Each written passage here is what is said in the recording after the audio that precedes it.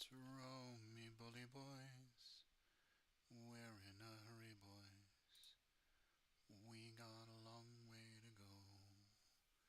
We'll sing and we'll dance and bid farewell to France, and it's row me bully boys, row. And we sailed away on the roughest of waters. Row me bully boys, row.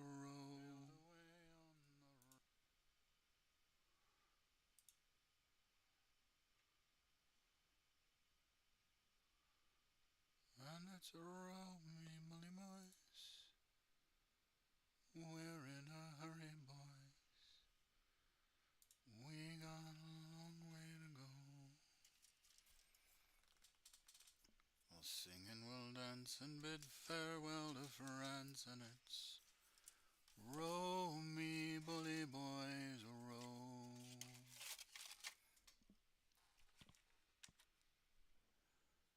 Alright. Hello everyone, my name is Commissar Hecht. Welcome. Sorry for the late stream. I was trying to find all the sprues that I need to ensure that we can start knocking out the building of the last of the guard revamp. Well, not the last of the guard revamp, but I'm going to take a break after I do this particular guard revamp. And we're going to switch gears and start working on gifts for people, because 'tis the season. And I always like making gifts for people. I find that making gifts, the joy is in the giving, or the making and the giving, in which case I am doubly blessed, and I firmly do believe in that. There's never not been a time where I have not enjoyed creating beautiful models for either my subordinates or my superiors, or at least those that I directly work with and all that stuff. Like, I think that it's a wonderful process. It's creative. It's sometimes a little bit hectic. No pun intended on the nameplate, but sometimes it can get tedious in the sense of, like, am I doing it correctly, etc., etc. But I do enjoy it. I enjoy it quite thoroughly. Now, I'm putting away my daughter's skinks, Brianna's skinks, because she's not working on them right now, and I do need to get these guard. Although we are trying to get that done too. We are trying to get that done as well. All right, hold on.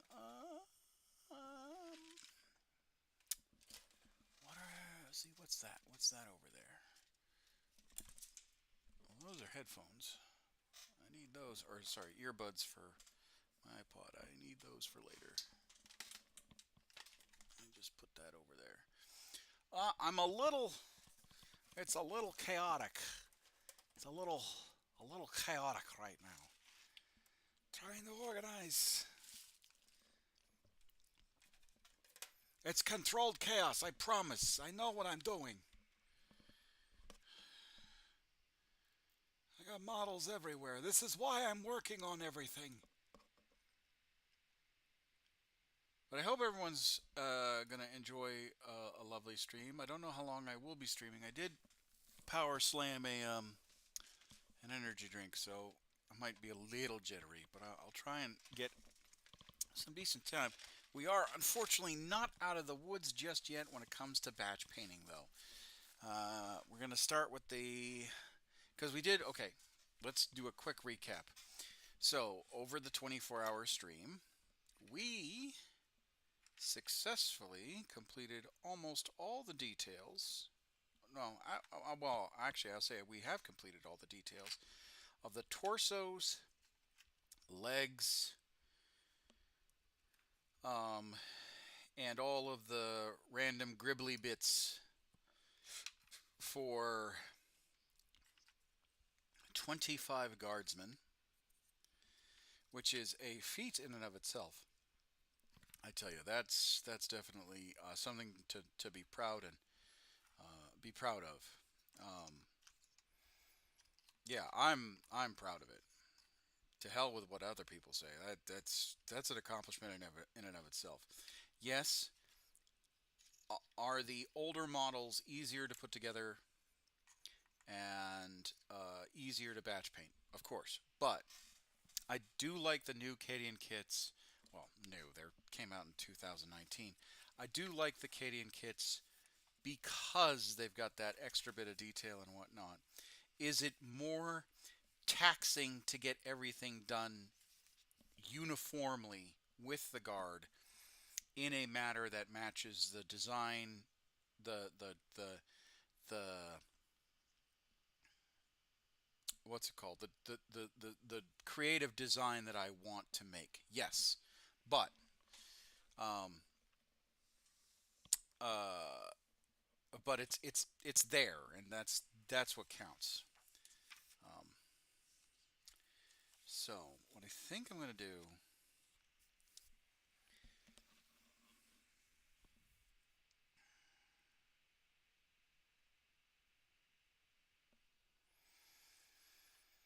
is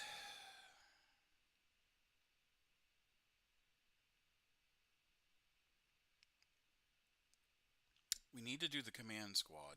We need to make the command squad because the command squad is going to be the Commissar's command squad for the Krieg.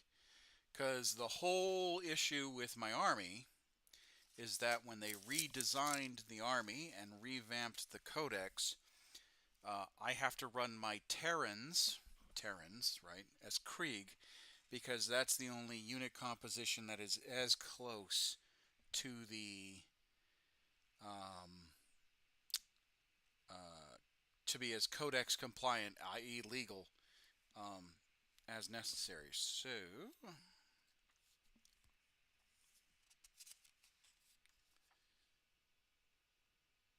gotta make sure that that's squared away.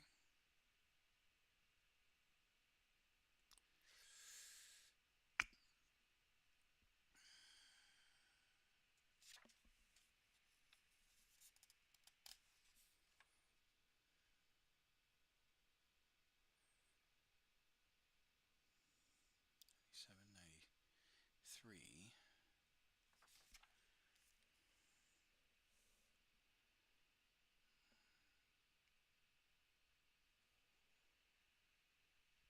That's a grenade launcher and it's pointing down. I don't want that. I want a grenade launcher that's going like this. Am I going to have to cobble together a grenade launcher? You know, I just might. I just might have to. Because that was 5 alpha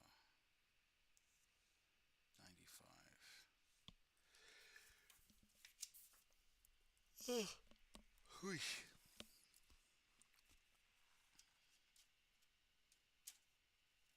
Because the squads have a plasma gunner and a grenade launcher each. Actually, let me consult the Mighty Warhammer app that I pay to use. Brigade Chimeron.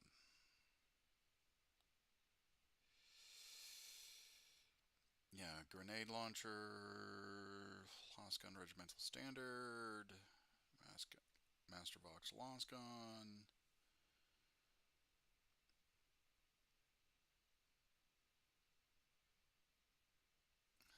Lost Pistol, Plasma Gun, Close Combat Weapon, Medipack Lost Gun, Master Box Caster Lost Gun. Okay, so I do have to.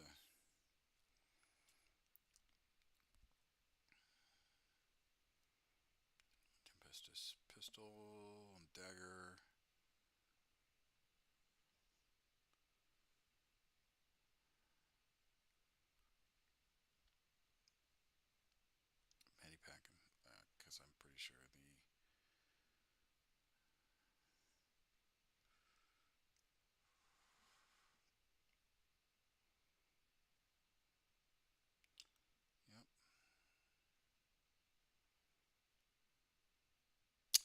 that's right. The Floss gun, the Floxcaster for the Tempestus Scions is no longer a Lost gun, it's a Lost pistol. Or a hot shot Lost pistol. Okay, alright. So I can do Lost guns for everybody. Which is good.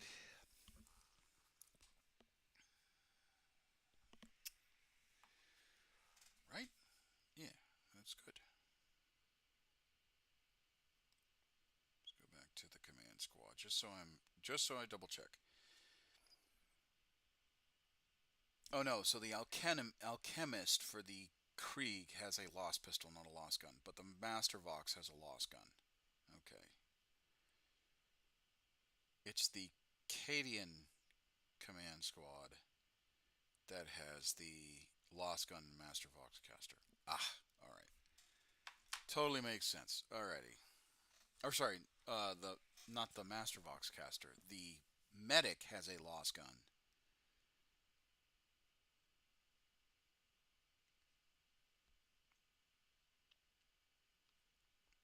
Right? Close combat weapon, Lost gun, Medipack. Okay, yeah. So the medic has the Lost gun. Gotcha. But the alchemist does not have a Lost gun. And if I am making it an alchemist, which is this guy, he would not have a Lost gun. He would have a Lost pistol. Which means, by process of elimination, he would be carrying a Medibag, which is right there, number 50. And then he would have a Lost pistol, which would be 22. That looks like a sufficient Lost pistol.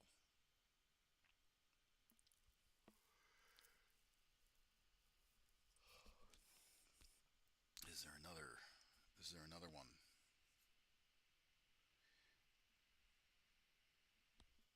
Is there one where it's just him straight arming it? So it actually looks like he's actually shooting.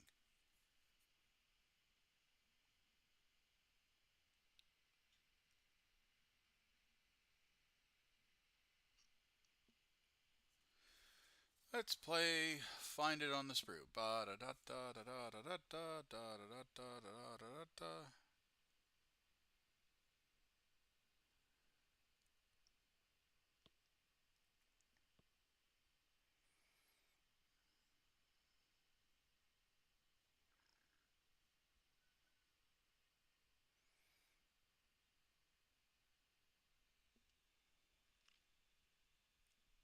I'm looking for it. I don't see it. I see a bolt pistol, but I can't give him a bolt pistol.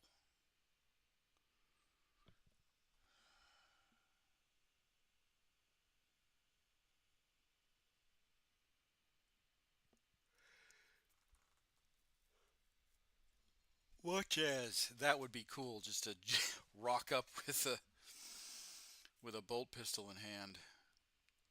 Be like, "What's good?" See, because there's the Lost gun on his back, and that has the medikit one.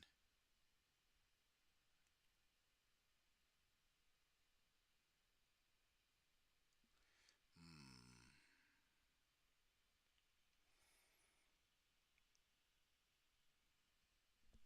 Is there a Lost gun for that the sergeant could have? Hold on, let me see.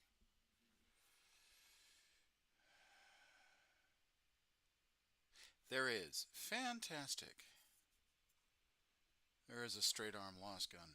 That is the right or the left arm?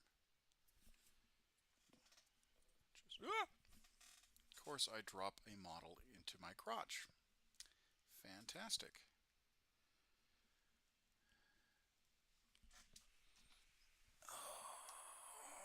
We're starting that now. Haven't even started painting yet.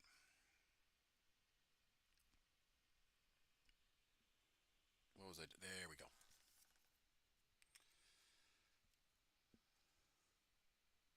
Oh yeah, that's gonna be out like that though. Is there another one? Is there another one that's a lost pistol straight armed? I don't see any.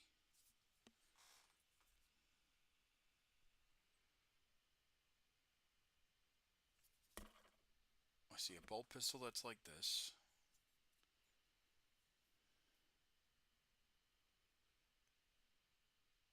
I see a combat knife.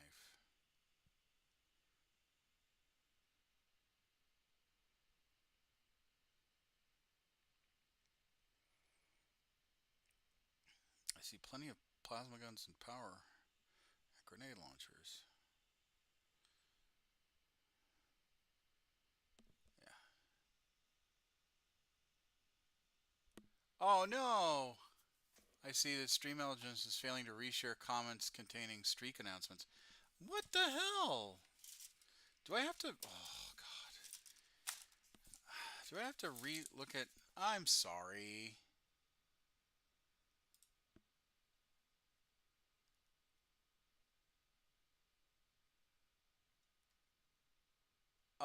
Finding it on the sprue is the worst game ever. See if you can figure out why GW have put everything proximity into tiny crucial bits and whatnot. Yeah, I don't know why Stream Elements doesn't alert that. That's kind of weird. Or maybe it's not sharing it into the chat box. Hold on, hold on. Now let me see. Let me see in the chat. No, it shows. It shows in the chat box, or at least it. Oh no, you know what?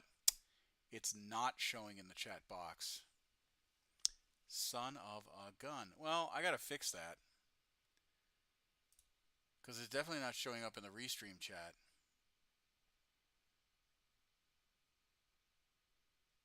Oh no, there it goes. Just taking longer than usual.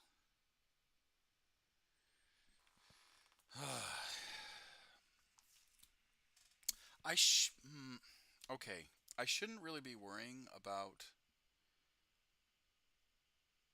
arms and stuff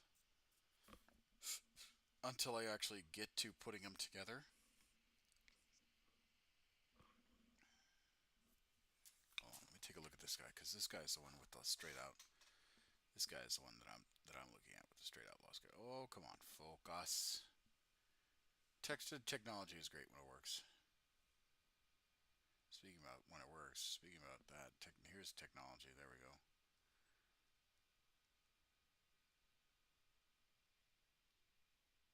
So that's straight armed. So he's got to look this way. The medic's got to look this way.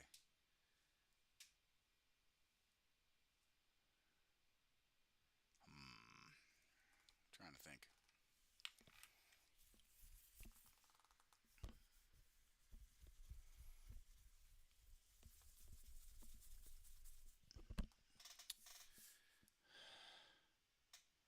I would disagree. Figuring out arms ahead prevents the whoops wrong arm issues later. Oh yeah, no facts. Facts. It's a little time consuming, and I know you guys are want me to be done so I can start working on your guys' gifts. Let me look through here real quick. So I think these are all scions. Yep, scions with berets. Scions with berets.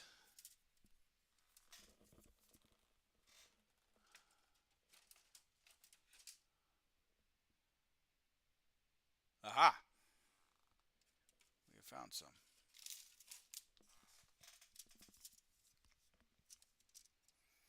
Okay, scion, scion, scion, scion, scion, scion, scion. How many scions do you count? Gold 5? I count 7. Some at the field, some on the tower.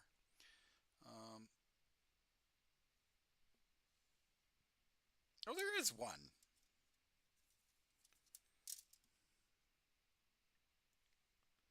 One.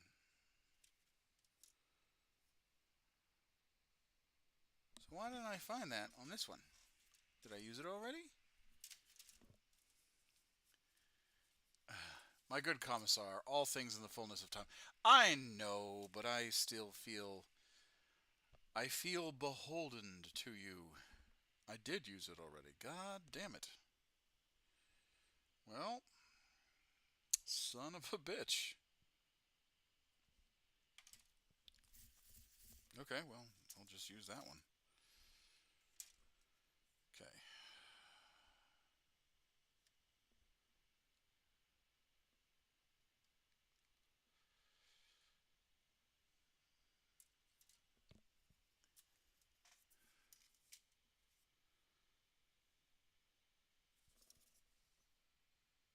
Yeah, and then there's this one right here.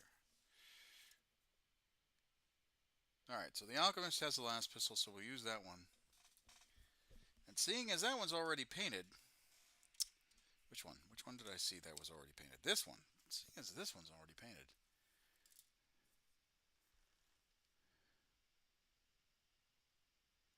You should probably make sure you're wearing proper eyewear when assembling scions. If you squint too much, it'll cause eye strain, especially when assembling female troopers. Well, no, sorry. Those are the Aquilons. Aquilons have the female sprues. Um, these are just the regular. The last thing you want to say is she blinded me with scions. Oh! God damn it, Johnny. I walked right into that one. Say, what's that sign that says landmine or pun landmines? Ah, I'll just walk straight through. I don't need a detector. Christ. God damn it, Johnny. I can hear you laughing, even though you're not in the chat. Like, even though you're not on the VC, I can literally hear you laughing right now. And that's.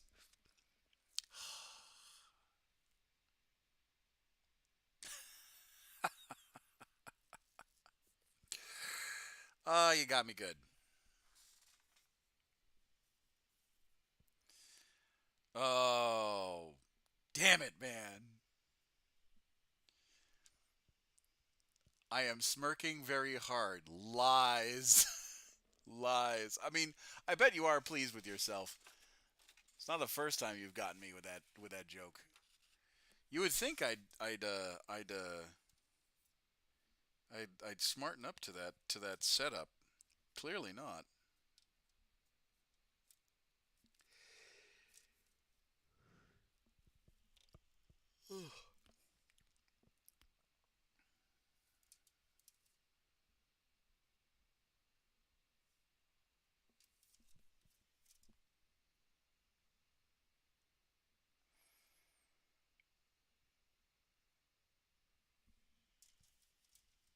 It's just too funny not to make the joke. No, no, no, I agree. It was a beautiful delivery, and I walked right into it like the rube I am.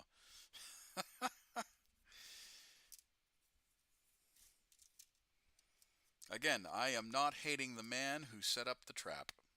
I am admiring the fallout from the distance. Into each life some rain must fall. Speaking about Fallout, I'm actually looking forward to the new series that comes out.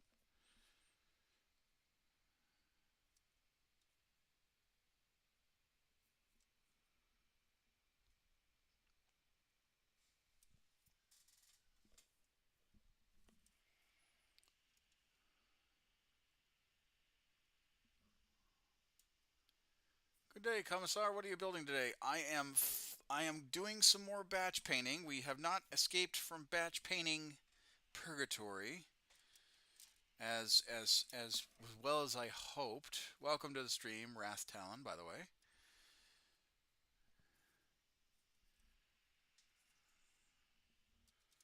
Um, we are currently trying to ensure that I got everything that I need before we do the more batch painting. And basically, we're doing the olive drab sleeves and uniforms.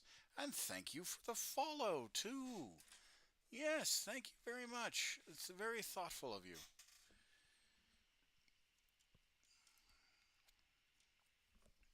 I know you're in the Discord. and I appreciate you joining me. Okay, so I don't think this one has a lost pistol. I see a bolt pistol. I see chainsword. I do not see. I see the lost pistol. That's good. That's kind of looking like this, right? It's a job that need to be done. Also nice to be here. Well, I'm glad. I'm glad. I will warn you. I do sing when I am listening to music. Johnny can attest that my singing is that of a drunken goose. Uh,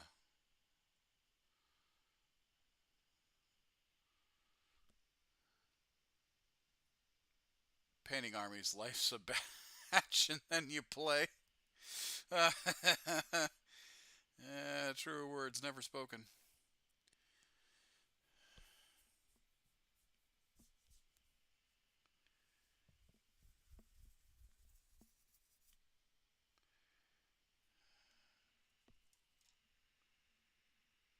Okay, that one does not have a plasma pistol either. Or sorry, not plasma pistol. Lost pistol either. So I think we can happily move on from that. Okay. We will keep that around for later, though.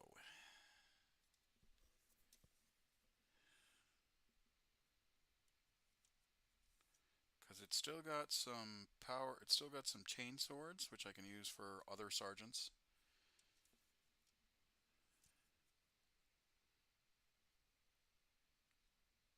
And binos, which I could use for other sergeants as well. Especially the heavy guns and placements. That's fine. All right. Now, as we scrutinize a little bit more, this one just has sandbags and sergeant chevrons. We will need that.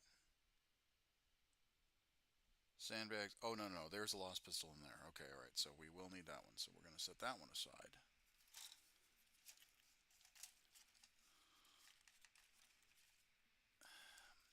I think what I'm going to do is just harvest. I'm hoping to get a little hobbying done on this end while watching along. My sinuses have decided they were going to make it hell, debating whether or not I want to risk it makes it worse with the cement fuse. Well, don't do that. If you are not feeling your 100%, I would not suggest that you mark, and press. Um, that is a surefire way to feel miserable in the morning. And you know, I appreciate the steadfast loyalty that you show me, Johnny. It really is quite heartwarming. But at the same time, I am going to be a bit of a hypocrite and exercise some of my own uh, uh, words of wisdom. Go to fucking sleep. Again, hypocrite, thy name is Commissar because I struggle sleeping too. I got the insomnia and a little bit of the PTSD, or I should say, deployment-related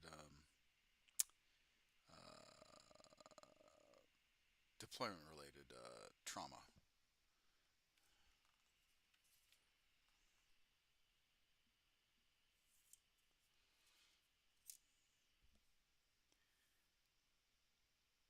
I'm up for a little bit yet.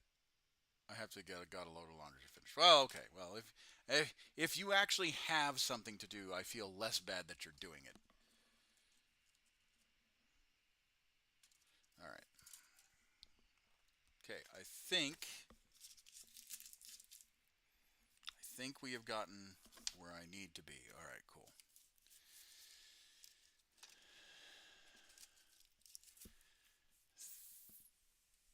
I've got Gamer's Hammer from too much dark. Gamer's Hangover from too much Dark Tide this weekend.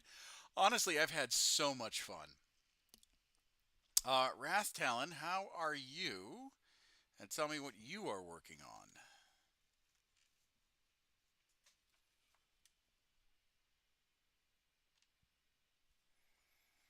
I will say it was really fun.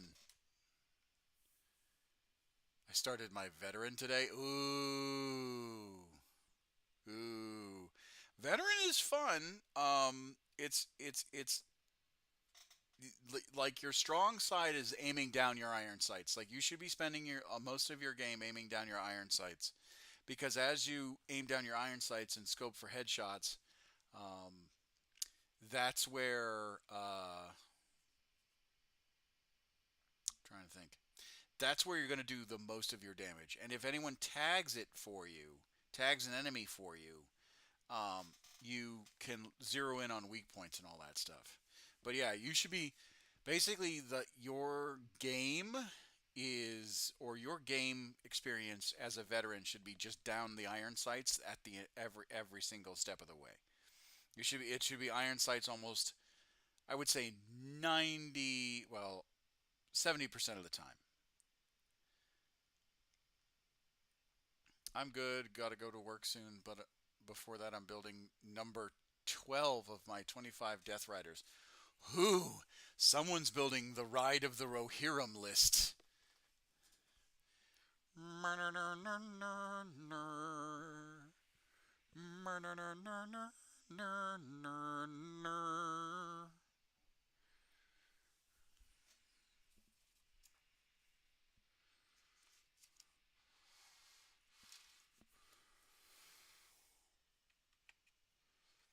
Arise, arise, the riders of Theoden! It is a sword day, a red day. That, God, I love that. I love that speech. I love that speech. Go, my glorious, highly explosive Pandarin, expanderin horses. Expendable horses. They're not expendable. They're not expendable. Honestly, out of there's, I'll say this, out of all of the Lord of the Rings, Theoden's charge at the Battle of Pelennor Fields, um, is probably my favorite passage to read, and it's so lovely that Tolkien that there's a clip and it floats around the internet. It comes up every once in a while on my YouTube. There's a clip of Tolkien reading um, the uh, charge of the charge of the Rohirrim, and um, it's such a sweet. Um, and I say it's sweet because one he uh, um, Tolkien has a very lovely voice to begin with, right? But it's such a sweet and like emotive voice that he does. Oh yeah, no. Oh wow, I need to look that up. Hold on. I'll find it for you guys. I don't know if I can play it because I'm pretty sure. Um, hold on. I'm pretty sure that um, it's got the soundtrack of the Pelennor Field.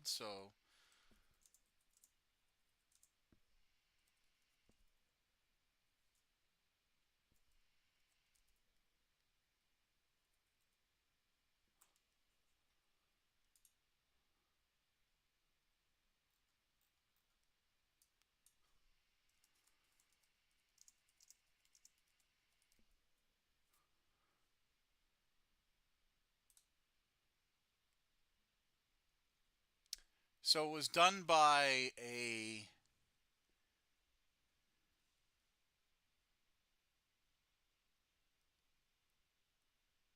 yeah. It's called there's several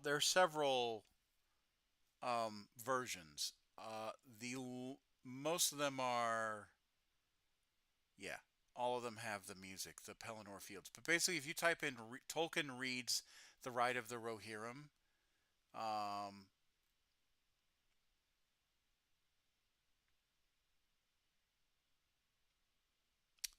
or Christopher the oh god, I forget his name. He doesn't get the full. He doesn't read the full one. Hold on. Now si- Aha. Ah. now silent. So, natural RP voiceover, Christopher Natural.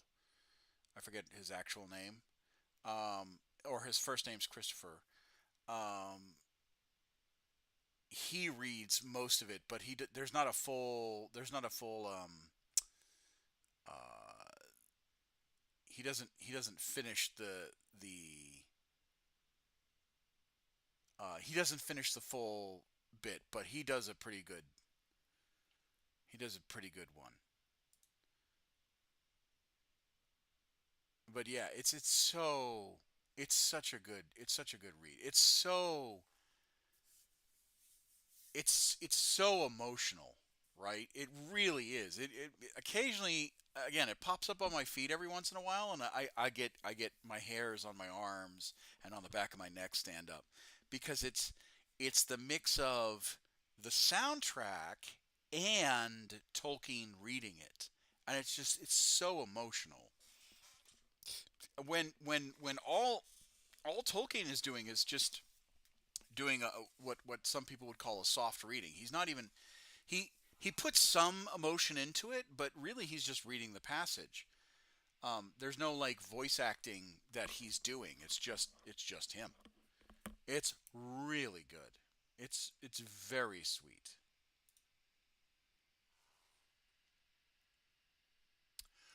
Oh, Johnny, Grammaticus Pius, brother, you are playing with fire. You are playing with fire, good sir.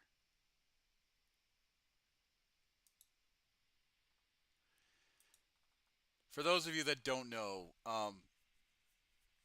it's a there are two Horus Heresy characters that he is referencing for in Darktide for his veteran.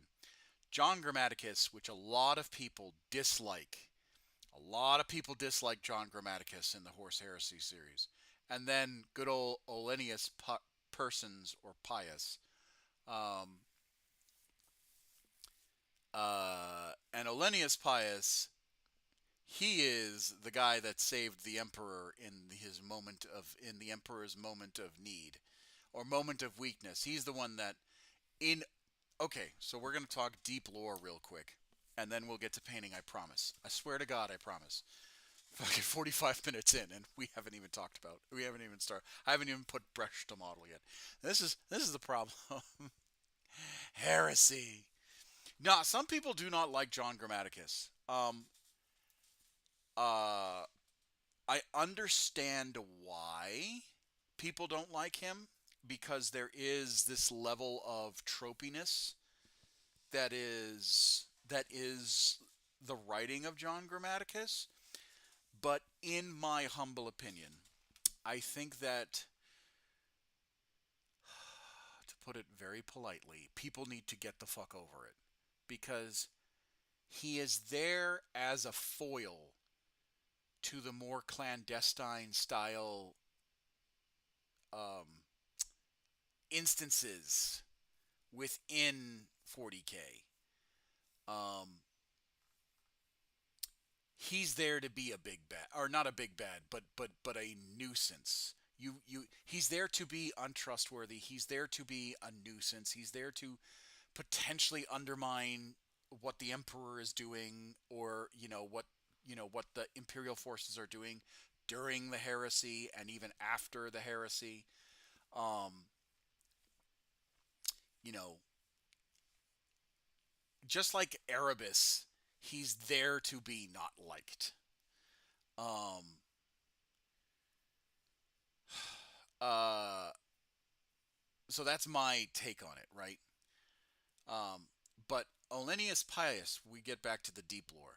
Olenius Pius originally, before the Horus Heresy even came out, in whispers of the Guard Codex and in the main rule book, I think, when they did talk about the Horus Heresy tangentially, right? Because before the Horus Heresy even started, right? Or started to take shape with the books, right? Um, it was always talked about the Primarchs, Horus, and all of the traitor Primarchs and Loyalist Primarchs were talked about in this mysticism, this kind of Greco-Roman, legends of old, um, or if you want to go, not as Eurocentric, the stories of Gilgamesh, or the tales of trials, right? That other heroic figures may have gone through at some point in time. And within the stories of the hints and the scattered remnants of the Horus Heresy, a common theme came where when the Emperor was down, was felled by Horus, and Horus was about to strike the final blow, a it changed a little bit. First, it was a loyal space marine, right? Stood in front of Horus and was struck down, right? And then that loyal space marine got changed to a custodian at one point, and then the custodian then got changed to a guardsman, right? And then it like rotated between the space marine, the custodian, and the guardsman several times over. But what I think most people gravitated towards was the guardsman, right? Because here you have this lowly guardsman, right? Again, they weren't called guardsmen at that point. They were called Imperial Army soldiers, right? They weren't even called Solar Auxilia. Solar Auxilia came. I think it's not even so much that folks don't like Grammaticus specifically. It's the whole idea of the cabal that annoys folks. Yeah, well, that's what I'm talking about. Like, it's the cloak and dagger stuff that the cabal does that either I think people, but we can get back on that later. Yeah. Sorry, yeah, squirrel. You gave me a squirrel to chase. But anyway, so it rotated. So back to Olennius Pius. It rotated between a space marine, I think of the Blood Angels, a custodian, and Olennius Pius. And again, this is before Games Workshop really put pen to paper on what happened during the heresy. And what I mean by pen to paper, I mean like putting it into publishing the Horus Heresy story with Black Library. Um, so it rotated around. And the reason why a lot of people gravitated towards Olennius Pius is because you had this, again, he wasn't considered a guardsman. He was considered an Imperial Army soldier. This is again before the Solar Auxilia was coalesced and formed into the canon that is 40K, or 30K, I should say. And his basically the story of Olennius Pius is that he believed in the ideals of the emperor so much. The story goes, he was just fighting alongside his unit, and when the emperor teleported into the vengeful spirit, he just happened to be the poor son of a bitch that was either next to the teleportation pad or was just happened to be next to the emperor at that particular point, and was just kind of like, yeah, I'll go, kind of like, I'm fighting next to someone who he truly worshipped as a god, even though he wasn't supposed to, right? Because the emperor did not like the Lectitio Divinitatis, and during the heresy, the cult of the Imperium was considered, right, super taboo, right? The cult of the emperor was considered super taboo. You had to be hidden. You had to silently and privately worship the emperor, because there were points where the emperor made examples. This is again before they told the story of monarchia being burned and all that stuff. Um, so you have this guardsman who's fighting alongside who what he believes is a god, who firmly believes in the imperial truth, but yet secretly worships the emperor. And he gets teleported onto the vengeful spirit, whether by intention or by accident. The story is hazy, or those details are hazy, um, and ends up fighting and surviving his way through the hallways of the vengeful spirit. Keep in mind, the vengeful spirit at this point, before it got fleshed out in the end of the Horus Heresy, it was rumored to be this madhouse of demons and traitor Astartes and a sane asylum for cultists. Right? It was literally supposed to be like this place where death was literally lurking behind every corner, where hungry demons were just waiting to pounce. And really, the only thing that kept Olennius Pius alive was his skills, his grit, and the fact that he was with the Emperor for most of the fighting. Um,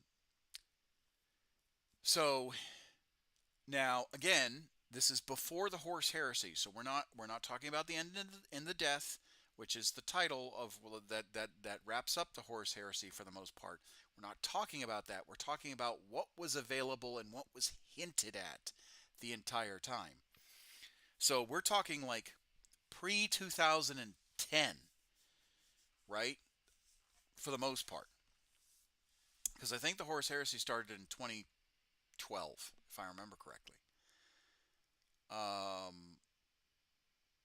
But even then, before the end of the death was published, which was not that long ago, right? I think it came out in like 2022 or 2023. Correct me if I'm wrong. But so Olennius Pius, right? Again, hinted about what happened. Either he got separated or he went on his own missions, and then he managed to find himself into the Emperor's into Horus's command throne, right? The command control room, right? Horus's throne room, basically. And the Emperor, okay, and this is where the meat and potatoes. That's the original version, but boy, howdy, did they expand on it. Okay, that's what I thought. And the Emperor, right, basically, right, we go through the song and dance of him seeing Sanguinius getting his ass handed to him and killed by Horus. We go through the song and dance of the Emperor and Horus going at, dueling each other. We go through the song and dance of Horus being triumphant, right, and mortally wounding the Emperor, and we get to now Olennius Pius's point, and this has not changed once. Again, aside the fact that occasionally it's either a Blood Angel Space Marine or a custodian that interchange with Olennius Pius. But again, we're talking about Olennius Pius. So Olennius Pius, again, had no right to be there. Shouldn't have survived fighting through the hallways of the Vengeful Spirit. Shouldn't have survived doing any of the missions that he was supposed to be going through on the Vengeful Spirit. Had no inconceivable way to fight. Like his chances were literally 0.0000001% of survival. But yet he makes it to Horus's throne room, right? Sees the living embodiment of his secret faith and his beliefs in a better and brighter future be laid low by a man. The act of defiance had not changed. Yeah, no, clearly, right? By a man who, in his own rights, was a fucking god, who was infused by literally, I mean, all four Chaos Gods were staring into, um, Horus, right? All four of them were fighting over the first-person controller at that point. Like Horus, like the original Horus Lupercal was no more, right? It was just this empty vessel just fueled by chaos, right? Laid low his god, the emperor of mankind. And instead of, he could have turned tail, he could have turned his lost gun onto himself and blown his, evacuated his brains out and pulled the trigger and just ended it that way. The man could have done literally anything. He could have soiled himself and just froze. He could have given in to the madness. Like Olennius Pius literally did the one thing that snapped the emperor out of his, like, I wouldn't say ennui. I would say his depression and sorrow, because the emperor loved Sanguinius and the emperor loved Horus, and he was just kind of like, while he was mortally wounded, he was trying so hard to save Horus and be like, you can literally walk this back. D2Z Commissar, it was fun. Prepared number 12 of the 15 horses now. Okay, all right, well, thank you very much, Wrathtown. Enjoy your day at work. And thank you for joining me for a stream. I do appreciate it. So the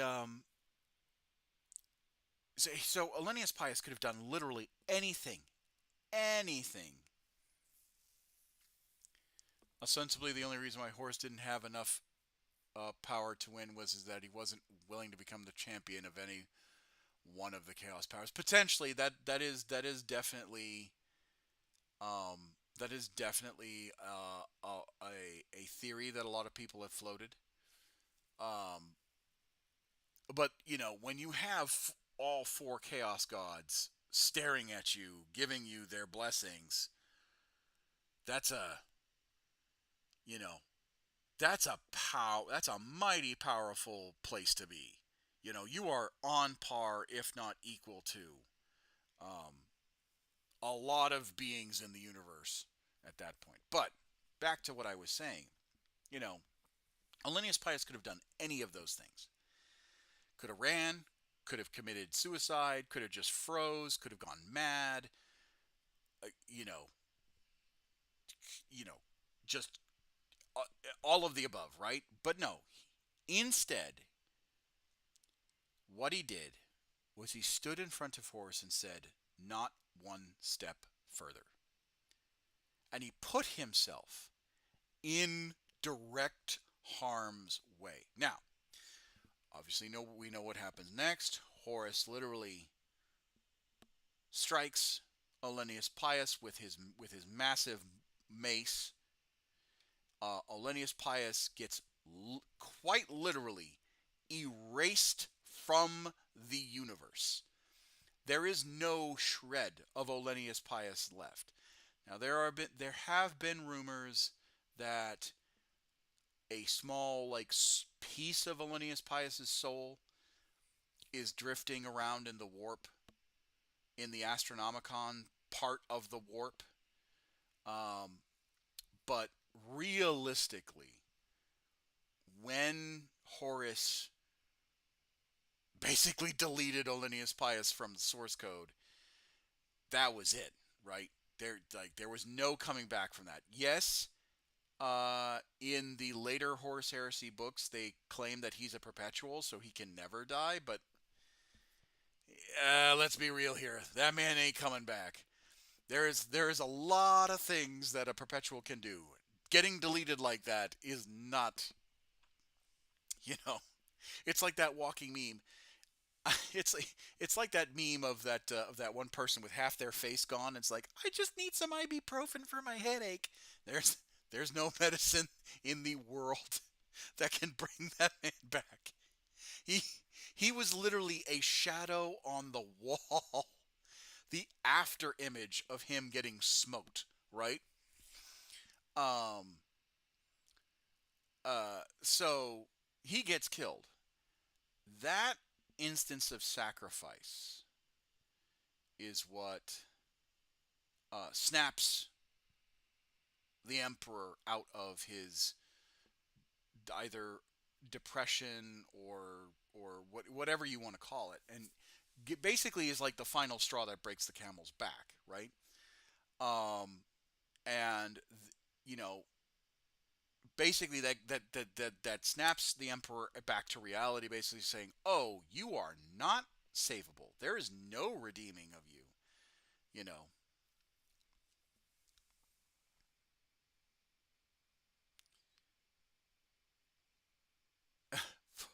45,000 years old, and had a falling out with the emperor about what they should do about the Tower of Babel.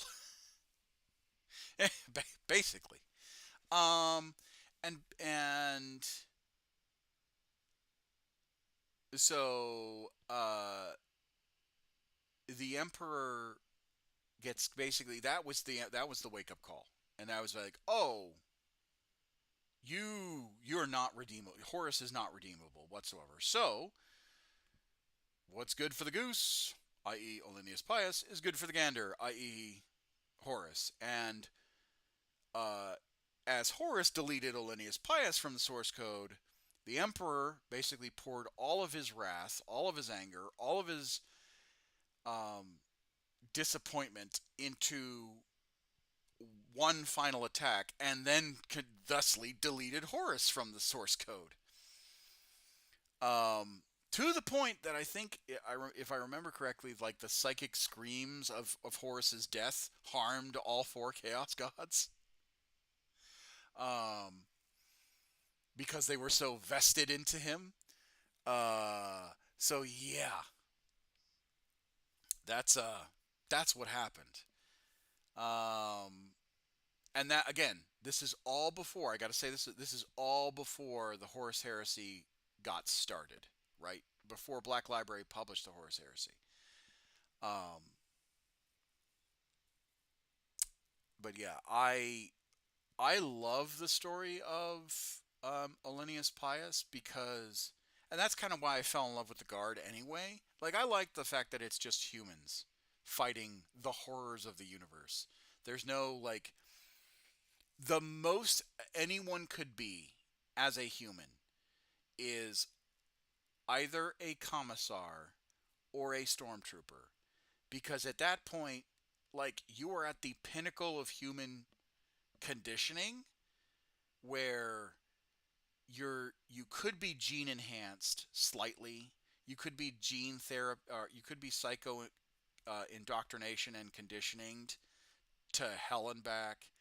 You could have some. There's this surgery called gland warriors, and basically they surgically implant glands into your body that dump combat stims and uh, uh, other kinds of, not narcotics, but like healing drugs and all that stuff. I mean, some of the combat sims are narcotics, but like so there's that side of like what you could push a human to. But once you get to that point, you cross a threshold where you become transhuman, or you basically go insane from all the like the surgeries and whatnot and the psycho conditioning. So commissars are like the pinnacle of human, um, of like baseline humans. Sisters of Battle are the pinnacle of baseline humans, and the Stormtrooper Corps, the Tempestus Scions, and other Stormtrooper variants therein are like the pinnacle of baseline humans, because they're psycho conditioned. They have gene therapy in some cases, especially for the sisters, because they wear a similar thing for the black carapace for their power armor. Stormtroopers can be glanded, right? They can have surgeries to have glands put into them and all that stuff to be quote unquote gland warriors. It's a great legend, irregardless of the truth of who Elenius was. The idea of a lone man standing up to defend the emperor against Horus is such a powerful story. Yeah, and that's why I love it. That's why I love both that story before they fleshed it out in the End of the Death in the Horus Heresy, and why I love the Guard, because it's just humans. It's just baseline humans doing everything in their power to fight for another, like to quote Dylan Thomas, rage against the dying of the light. You know, um, and I find that to be very powerful. Um, and I love that kind of concept of like, yeah, I am literally outmatched, outgunned. There's nothing I can do against something that is that just massively outclasses me in both mind, body, power, equipment. But god damn it, I'm gonna take this bayonet and I'm gonna shove it into your body, and I'm going to unload my lost gun power cell until you either die or I become a grease stain on the ground.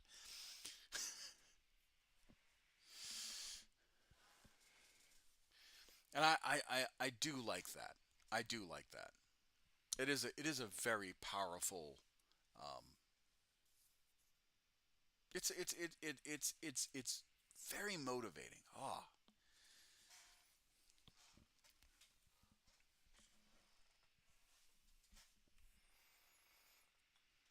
but yeah, that's why I like. That's why I like. Exactly, it's the paragon of what a guardsman should aspire to. And yeah, actually, another thing, the reason why I like the guard so much, again, because they're baseline humans. Um, you read any book by Black Library, particularly Dan Abnett. I'm going to say this right now, particularly Dan Abnett. You read anything about um, any guardsman about any guardsman book by Dan Abnett, and it just makes it so relatable, right? It's just so it's so it's not foreign. It's not like this weird, like everyone loves reading about Space Marines. Bolter porn sells, okay? Space Marine books sell. But I think at the end of it, there's this level of, oh, I can actually do what these guys are doing, or I have the potential to do what these guys are doing. Whether it's Gaunt's Ghosts, whether it's somewhat of the humorous, self depreciating, disassembling Blackadder style comedy that is Caiaphas Kane. Um, you know, there's other guard books that I've read, like uh, Dead Man Walking is more Deathcore of Krieg, and that's like a different style of like interesting, but like more of the gritty realism.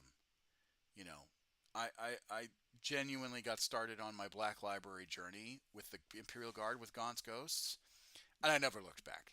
I never looked back, and it's so good. It's so good. There are definitely some moments where I'm like, okay, all right, he's just taking the piss now. Abnett is really good making even his powerful characters human. Oh yeah, 100%, 100%. And then that's not saying that the other Black Library writers aren't slouches either. Jonathan French, I fucking love his writing. Who did Guy Haley? Who did the Plague Wars? Oh, fantastic. Um, Christopher Wright, I think, did the Carrion Throne series with uh, talking about right after the fall of Cadia and the Inquisition on Terra and all that stuff. Oh, so good, so good. But I do prefer Dan Abnett.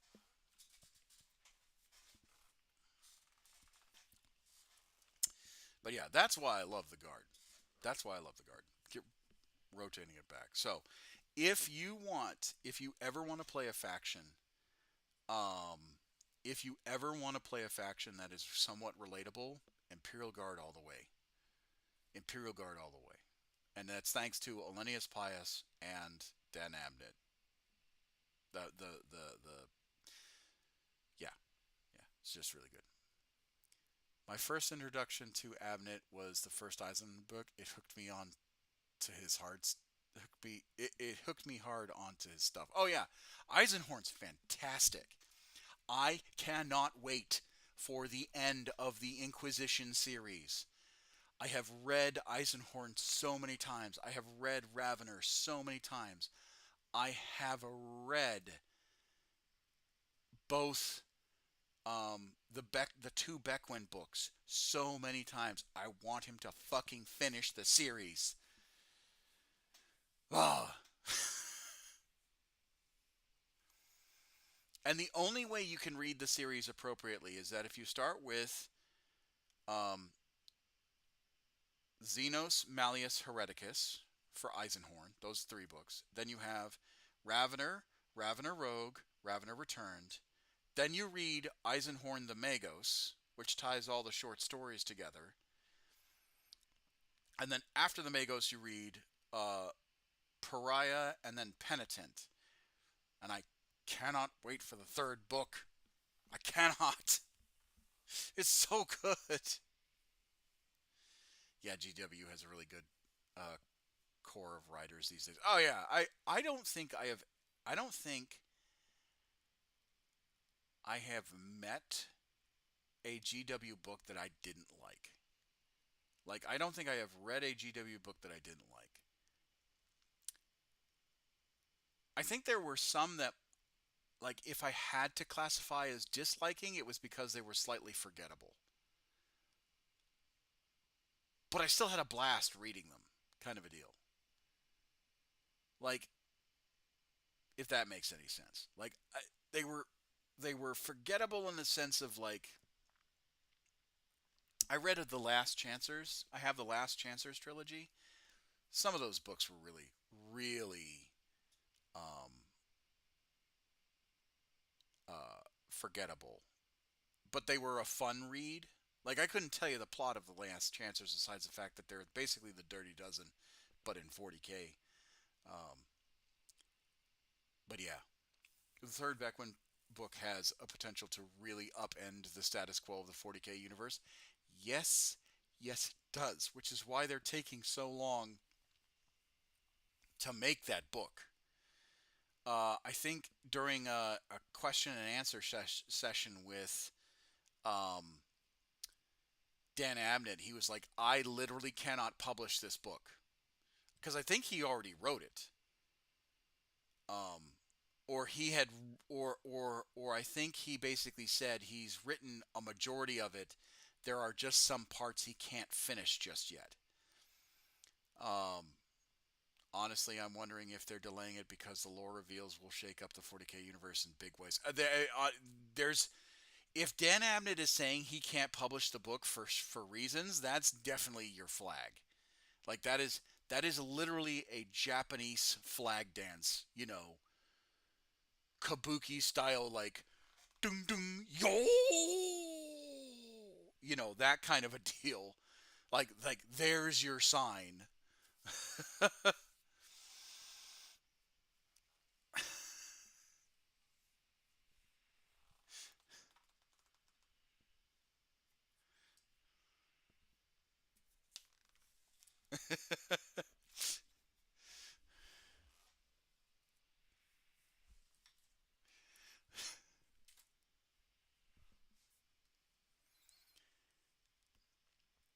I feel like they're going to align it with either an end of edition campaign or a new edition because it's going to smash the lore wide open.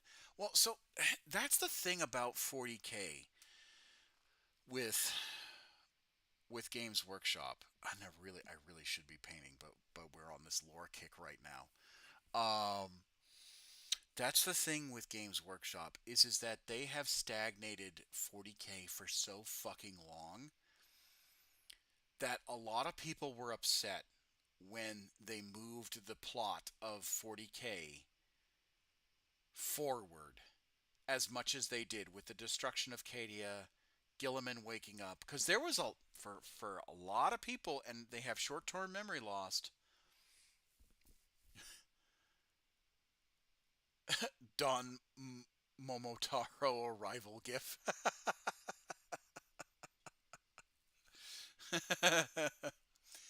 Yeah, a lot of people have some I say this lovingly. A lot of people have short-term memory loss when it comes to what happened in ninth edition and why, and a lot of people were fucking upset about how the Gathering Storm end of 8th edition going into ninth.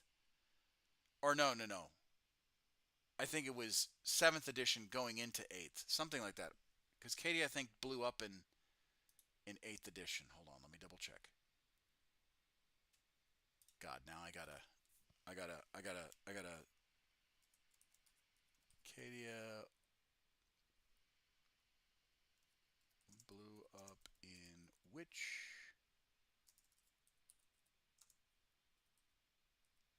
edition? Now I gotta defend my street cred.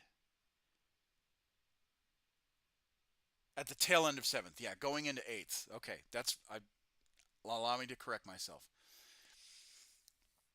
Yeah, um, people were pissed. People were really pissed about 7th going into 8th. I'll share the video to you. Oh, good. Yeah, people were really pissed about um, 7th edition going into 8th edition with Cadia being destroyed and um, uh, the Primarch starting to come back. And, you know, a lot of people were not looking forward to it because they were going to be like, oh, it's Horus Heresy. Like, even during 8th edition, people were like, oh, it's Horus Heresy Part 2, Electric Boogaloo.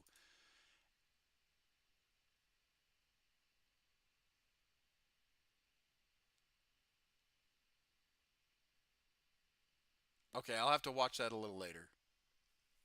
Um,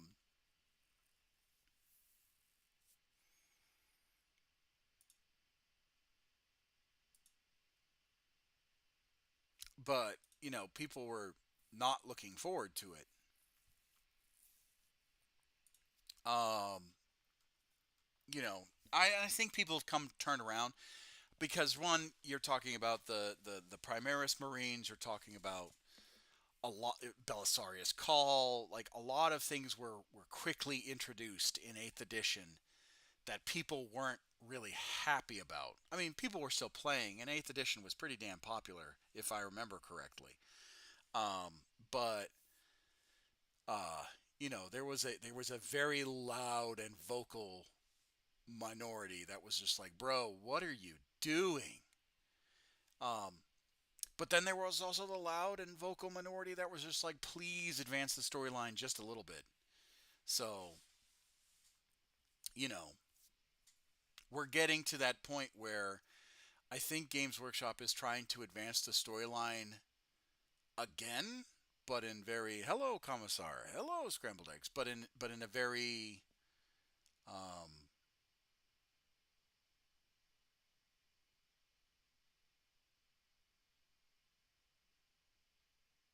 in a very controlled manner. Yeah, it's not short, but you'll see why I feel it matches the mood.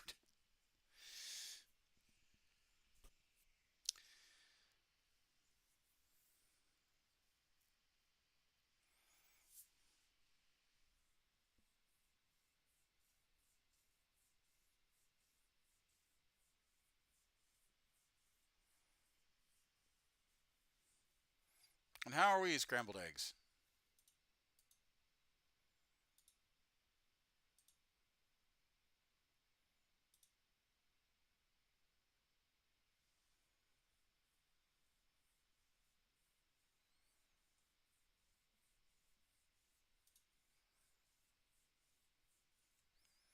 Two things gamers hate: when things change and when they stay the same.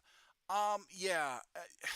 Unfortunately, it's like a damned if you do, damned if you don't. But I think Games Workshop's walking that tightrope between we want to push the storyline a little bit forward by introducing more Primarchs. Good. Just got back home from the major. So exhausted. Oh, okay. All right. Well, I'm glad. I'm glad your guardsman did very well. Oh God, a bot. Freaking gross. Hold on. God, you got him. You got him, Johnny. You were quick to ban him. I wish, like, I'm glad that Twitch is better about it than Kick when it comes to, um,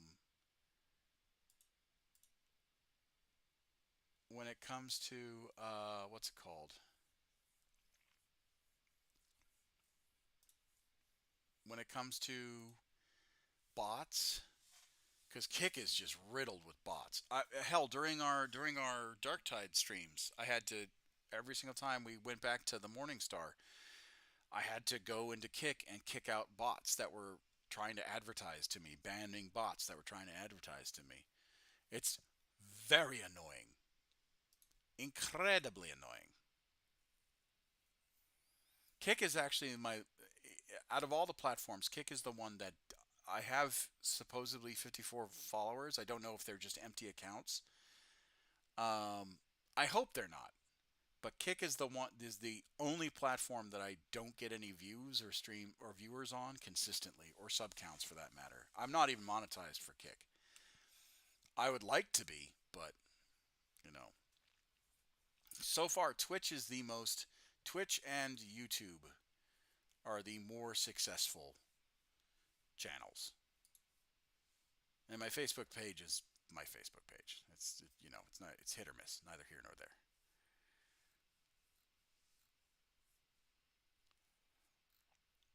So is my Instagram.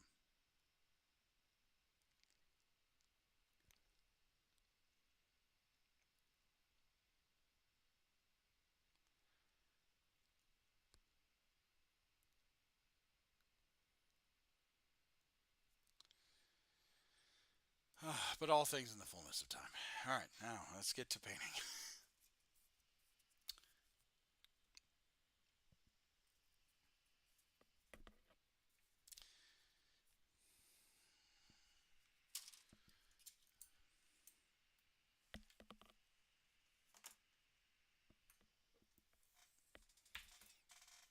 By the way, I'm glad I get to talk about a little bit about the lore, because I'm going to definitely highlight that section and upload that one to YouTube.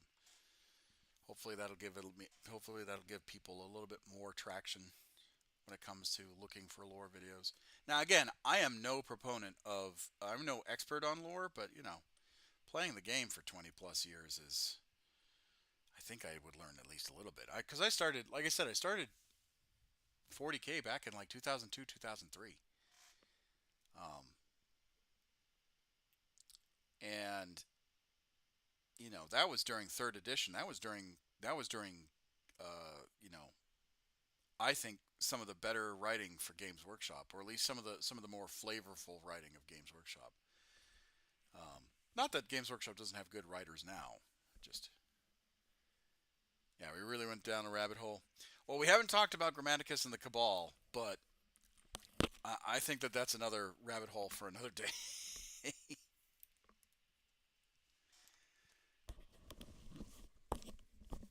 Because even I'm not as familiar with Grammaticus and the Cabal. I do know that John Grammaticus and the Cabal are very much disliked in the heresy community, or not very much disliked. There are plenty of detractors. For as many people that say they liked the storylines of John Grammaticus and the Cabal, I can say that there is probably a near to equal number of people that did not like John Grammaticus and the Cabal.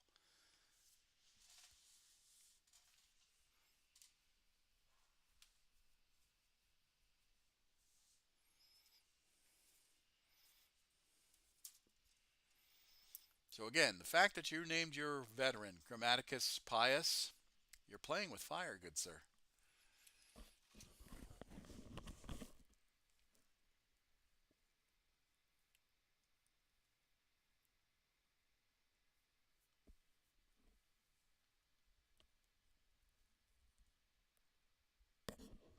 I remember when you could keep up with the entirety of the lore, but I don't think that it's possible unless you do it for a living. Well, there are plenty of people. I'm gonna recommend these lore guys. Wes Hammer. Um, Wes Hammer's really good. Ian Arbitrator's really good. Or sorry, Arbitrator Eden's really good. Um, uh,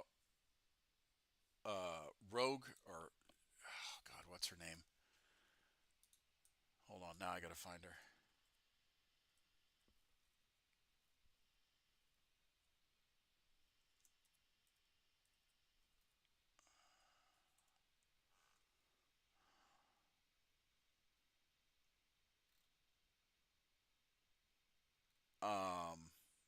God, what's her name? I gotta look in subscriptions.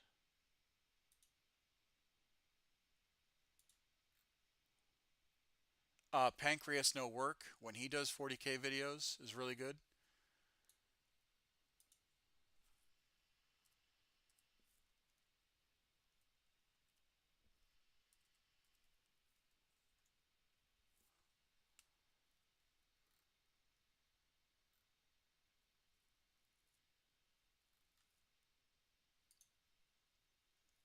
I can't remember all of it, but there are a few decent lore.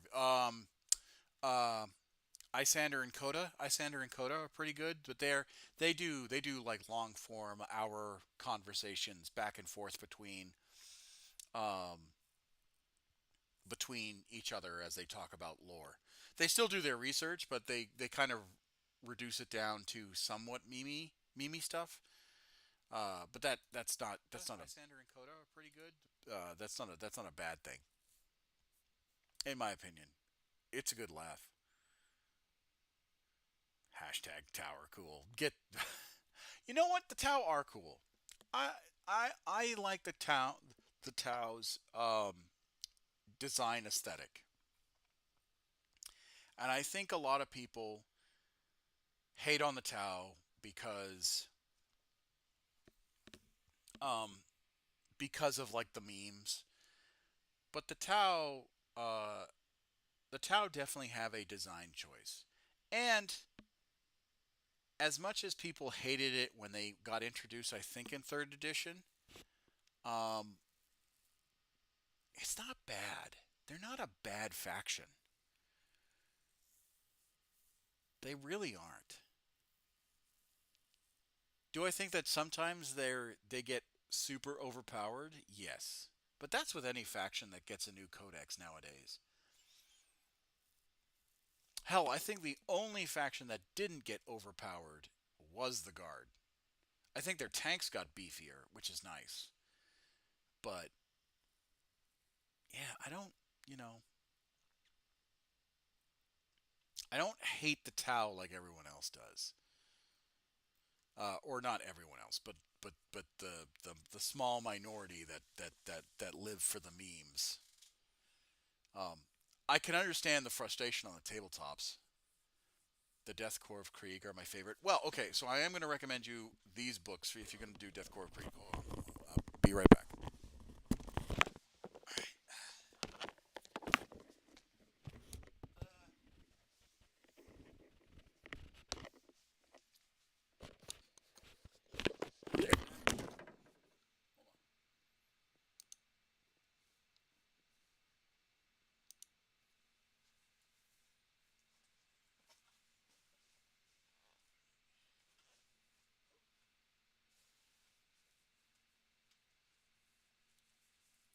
Just get to my library real quick. Get over here.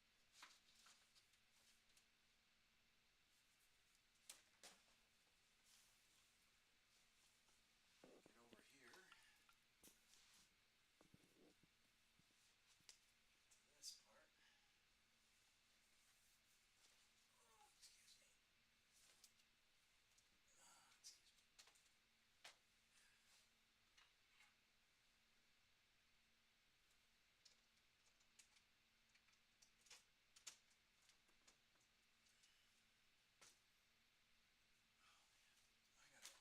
pictures.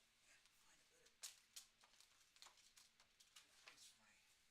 better place for my books.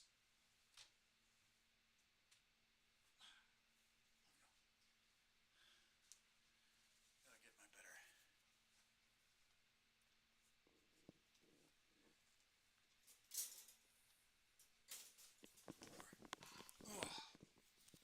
As I struggle with getting all the books that I recommended. Okay, all right. Let me switch to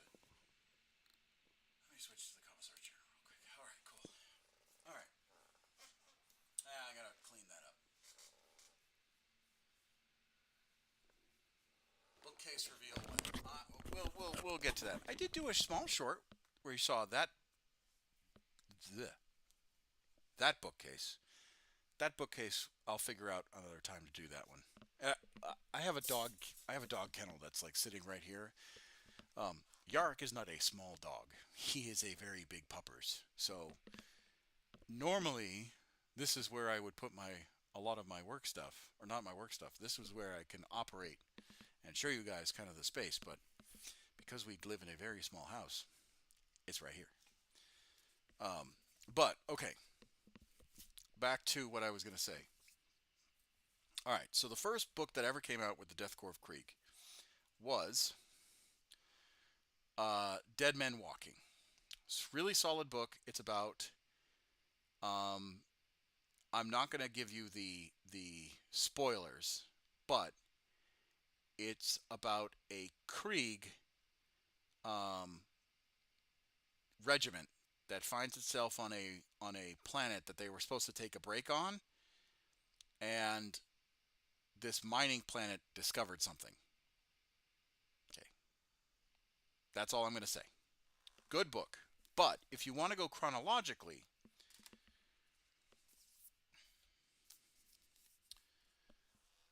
Krieg is literally the start of the Deathcore of Krieg's civil war between the aristocracy and Colonel Jotun. And it talks about what he does in order to keep Krieg loyal to the Emperor. Then you can read Dead Men Walking, because then you have kind of like an idea of what the Krieg are. And then you can read The Siege of Vrax, which basically takes a majority of the novelizations of the Imperial Armor books, or sorry, a majority of the short stories of the Imperial Armor books, and turns it into a novel. Right? You're reading it like you're reading a history book, basically. But yeah, it's really good.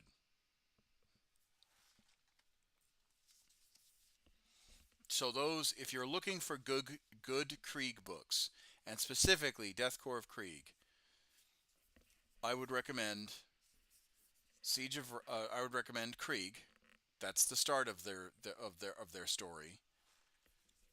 Dead Men Walking, because this is the first book that was published that talks about the Deathcore of Krieg, but it really does capture their stuff.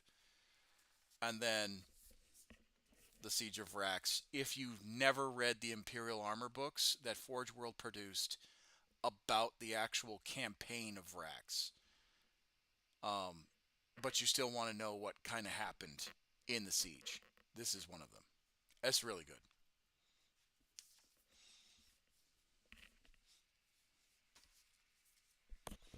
All right, now I got to put these books back.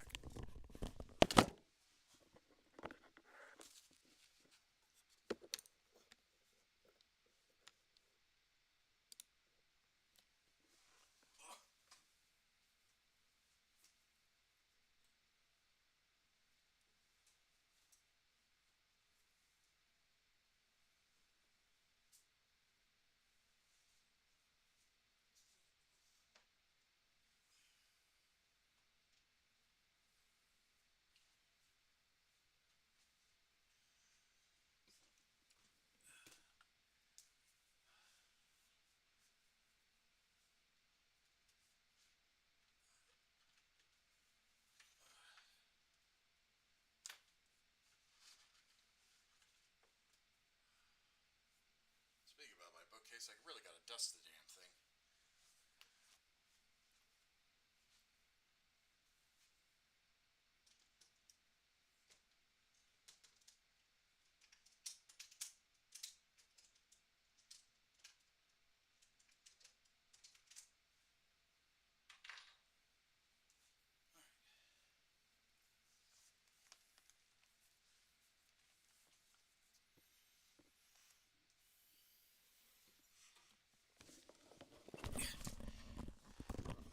Yeah, I'll probably do an in-person bookcase tour.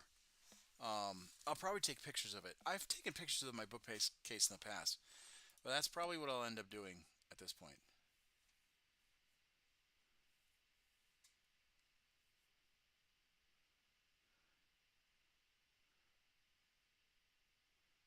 All right.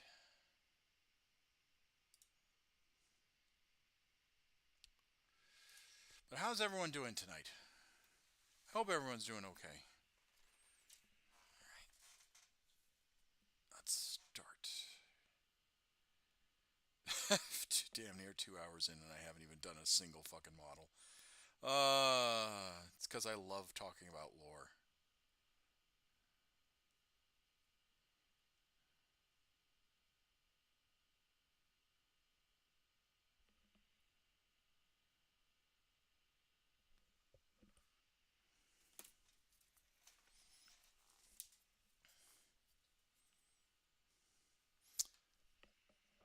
I've been amused by numbskulls explaining 40k to my girlfriend. The videos, not so much in depth or accurate on their lore, it's just because they're complete cinnamon rolls, and it feels like they're having fun. They're having fun exploring the universe together. Yeah, yeah, I like numbskulls too. Um, Isander and Coda is kind of like that, except Isander does all of the the research, and Coda kind of absorbs that research as he's talking about it. But Coda has gotten to the point where he does some research too, and then they share stories back and forth with one another.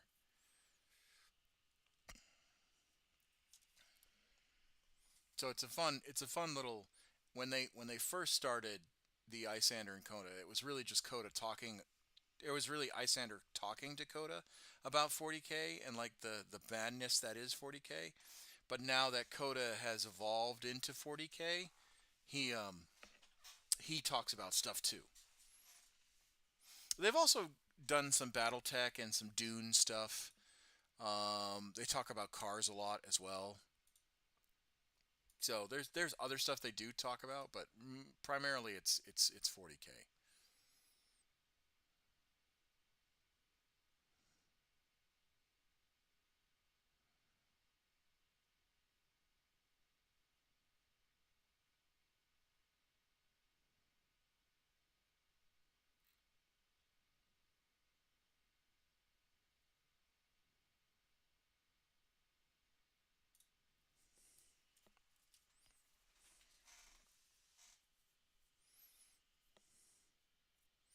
You know what?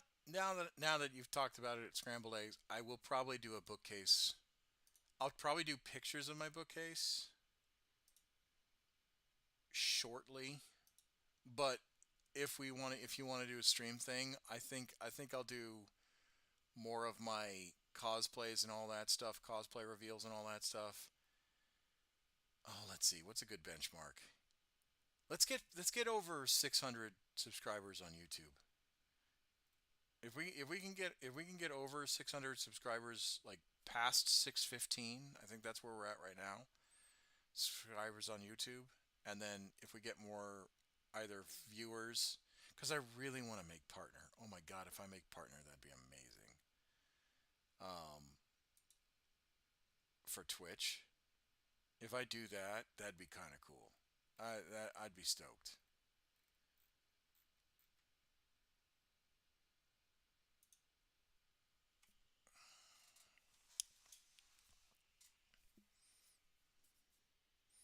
I really want to get monetized on YouTube. That would be amazing.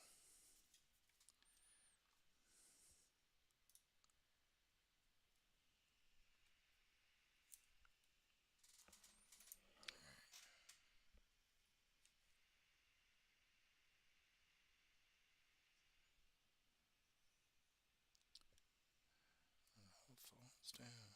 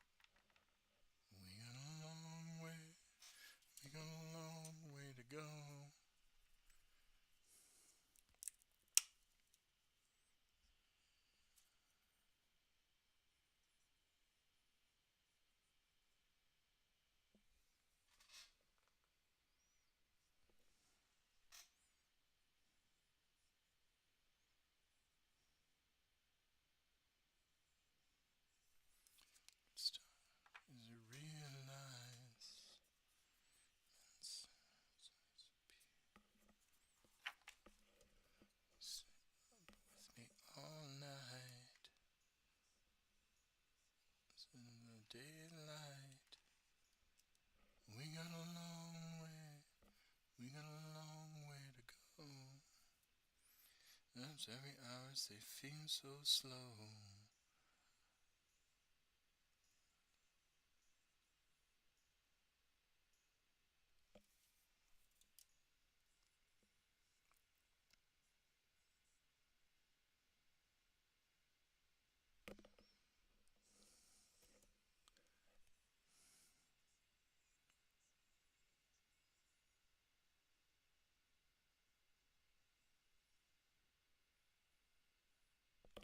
We got a long way to go. Sometimes they die slow. A long way. We got a long way to go. Cause every hours they move so slow.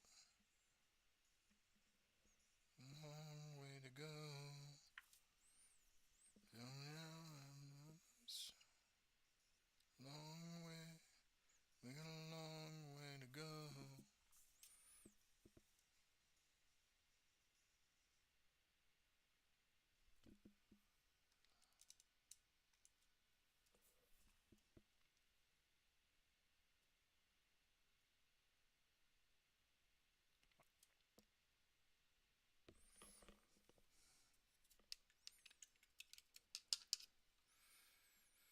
So I'm curious what you guys listen to when you paint or you build.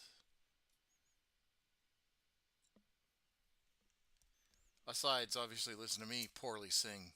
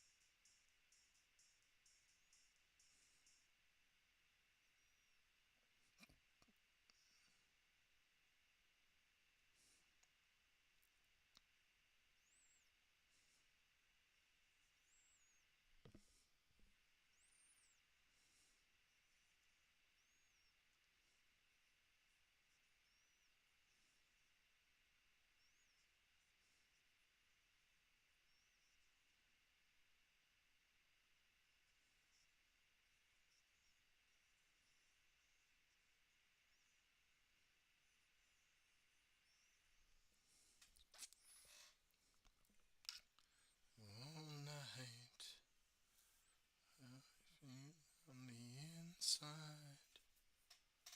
We got a long way, we got a long way to go.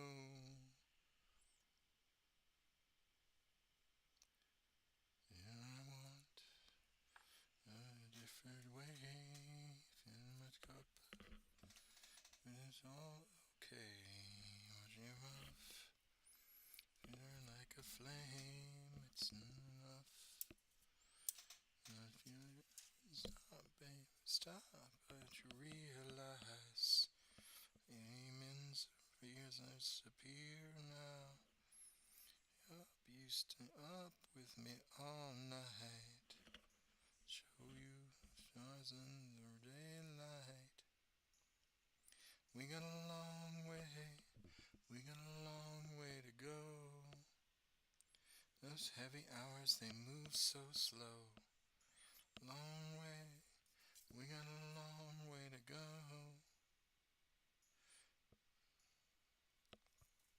Lately, shining art, what's in the dark? Never say, never try, you never change, you. Oh, we got a long way, we got a long way to go. Those drums, the pain dies slow. Way, we got a long way to go. Those heavy hours, they move so slow. We got a long way to go. Help me now, time is all. We got a long way, we got a long way to go.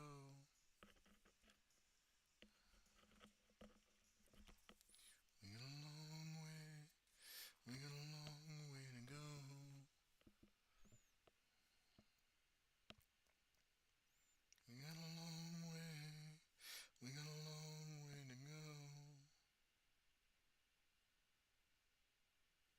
do like that song.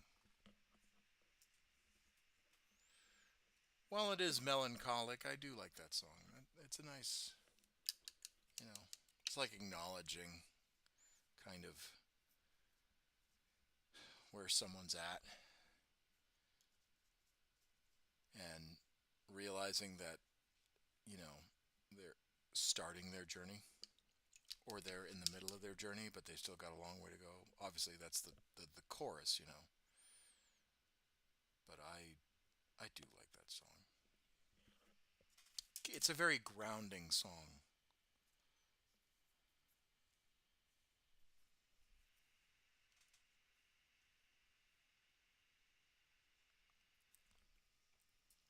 By the way, Miss Yamamoto, if you're looking for a good Krieg song, uh, Colin R. McGinnis does a good. I'm gonna say filking, right? Filking is fan music, um, and the terminology is a con word. Is a con.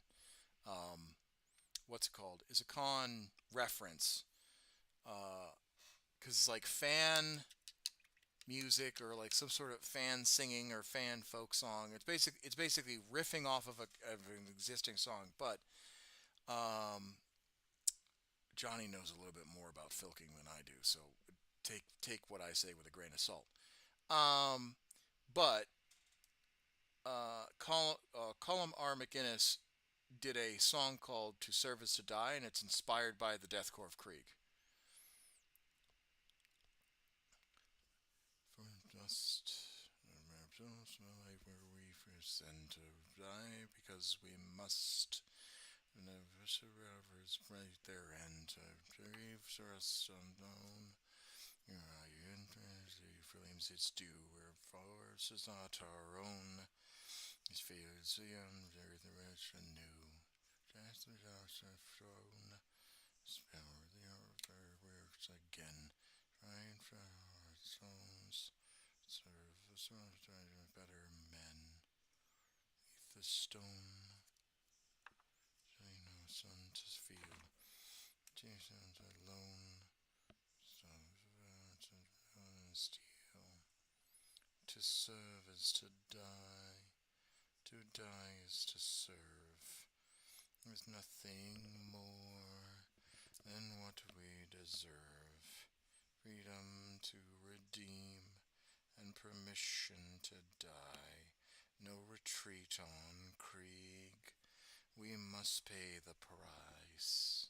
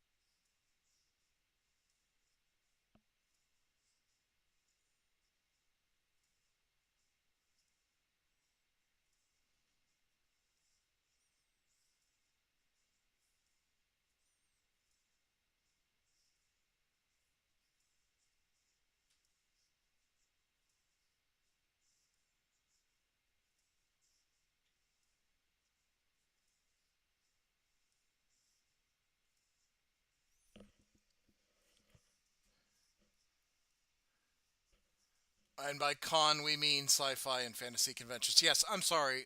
I got to remember to describe my lexicon.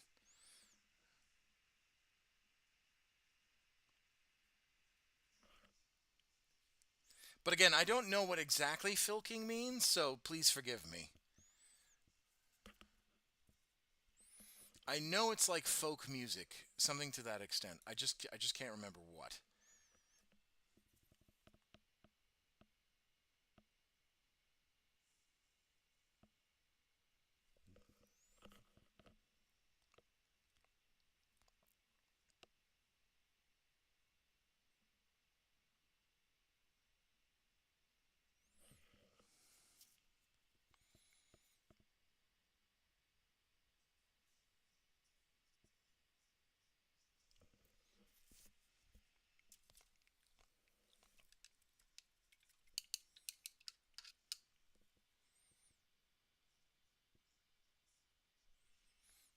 I'm gonna go get some water. I know I just started painting, but my voice is starting to get scratchy. Be right back. There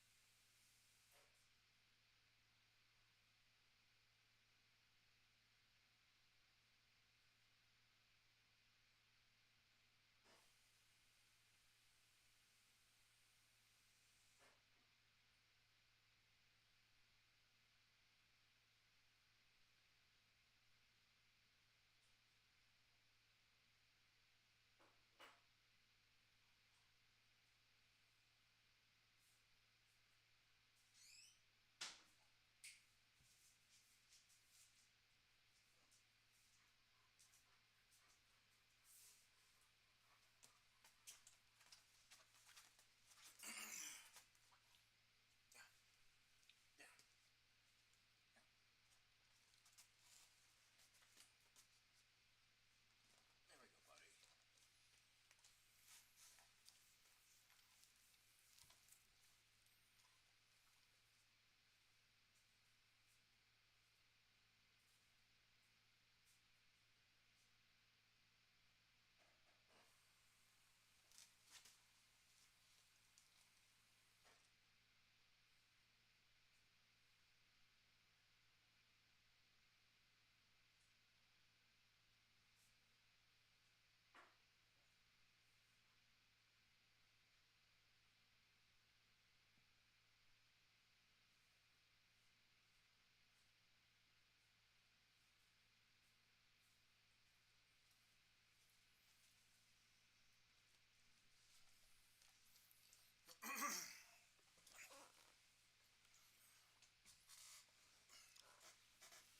All right.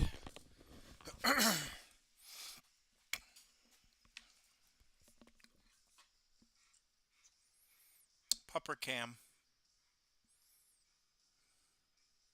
Here's my buddy. Here's my pal.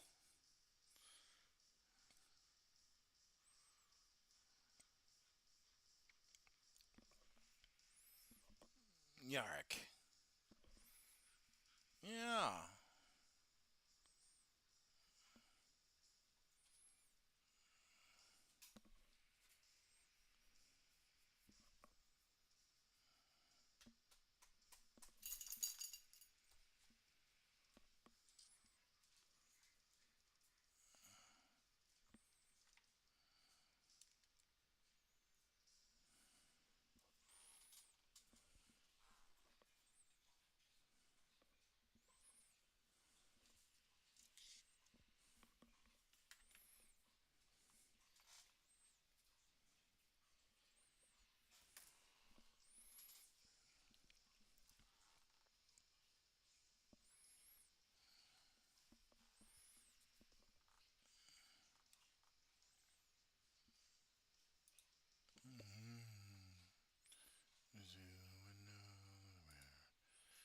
Time again. Sunrise. Say you sleep. I don't wanna leave the comfort of this place. Hunger. I want to escape. Live. I'm awake. Let's go there. Let's make our escape. Come on, let's go there. Ah, shit. Can you take me higher?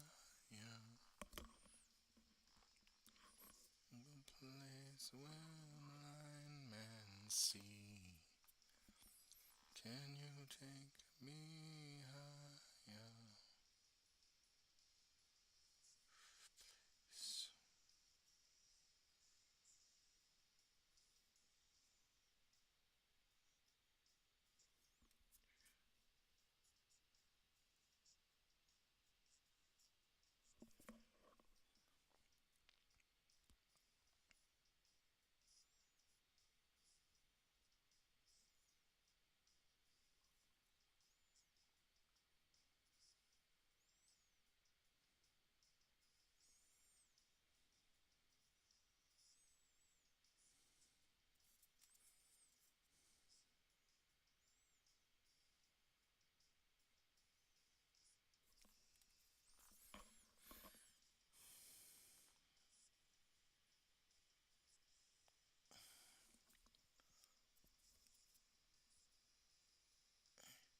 Can you take me higher? Meow, meow, meow, to a place where I man see. Can you take me higher? To a place where golden streams.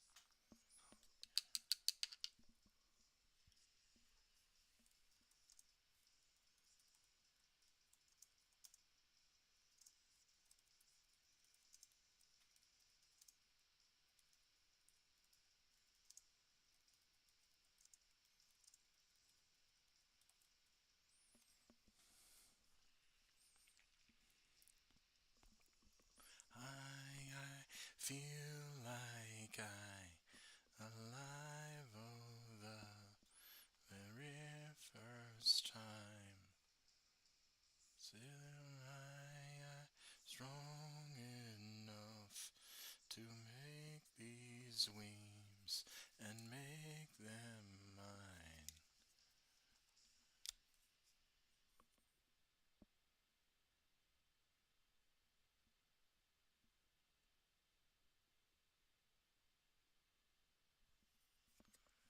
Still I am strong enough to make these dreams and make them mine. Can you take me higher?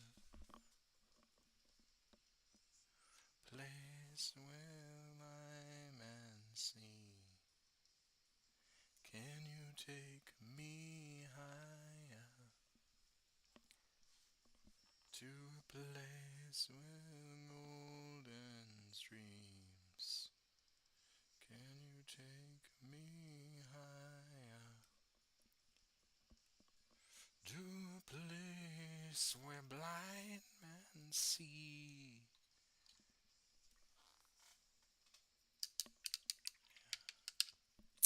This is where I have to pull out my army, because I gotta make sure everything's uniform.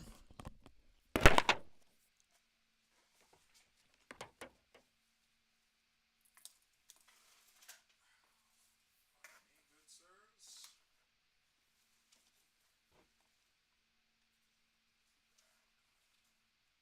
Nope, that is not my army. That is the Dark Eldar. I will need to take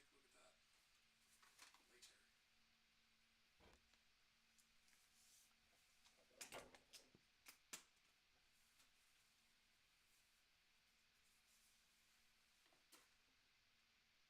Stay.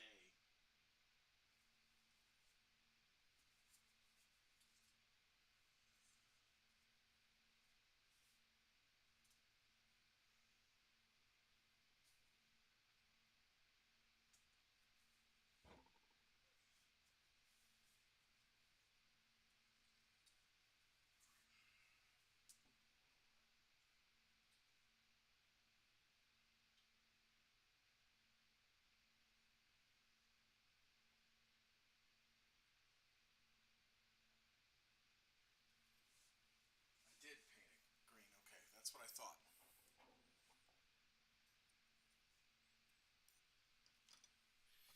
All right.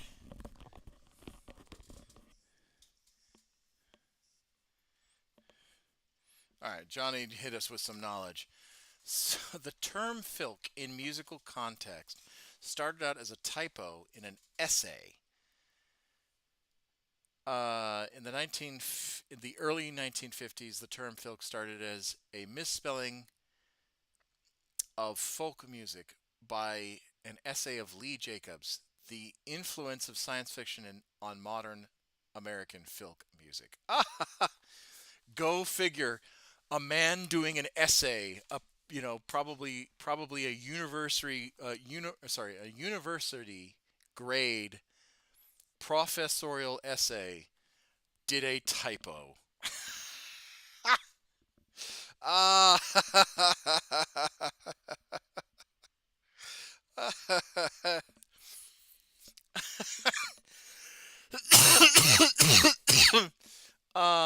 You can't make things up like that.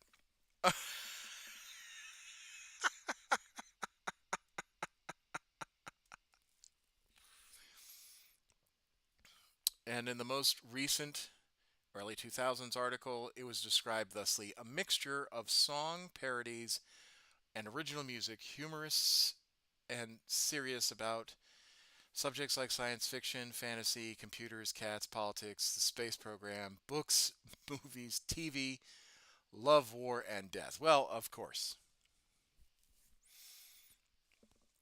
Fantastic. God, just when you think you're good, just when you think that you're at the peak of your game, a typo from the 1950s fucks up everything you've done. This just proves to me that life needs to not be taken as serious. I mean, life should always be taken seriously because you only live it once, but it's a very open term, usually made to music that is made collectively by folks in the science fiction and fantasy community. Ah, okay.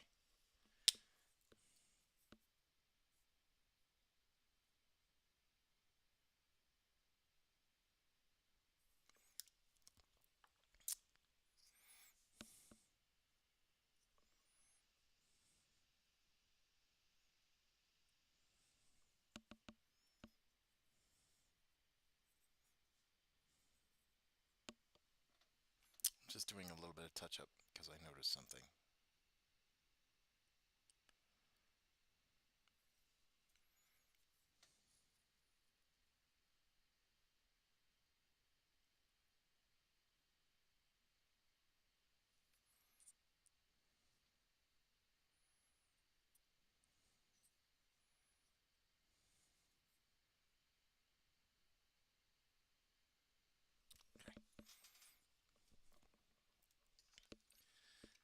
Uh, hey, in 1950s, spell check was a lot more manually intensive labor. No, no, no. Obviously. I just find it funny that a spell checking error was the thing that gave an entire genre its identity.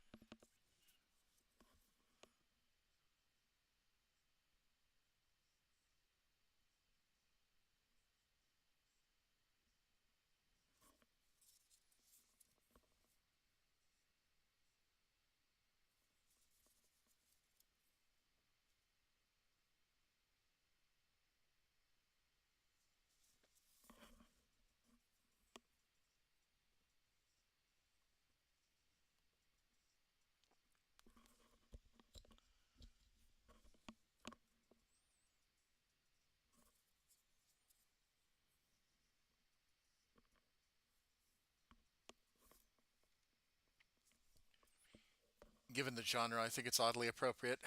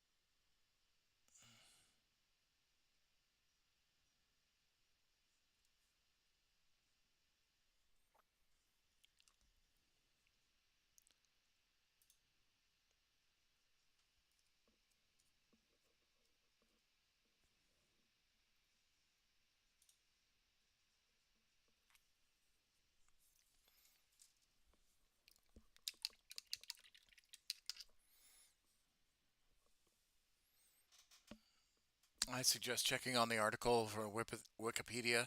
Gives a good origins of the um, gives a good origin evolution of the current state of the art.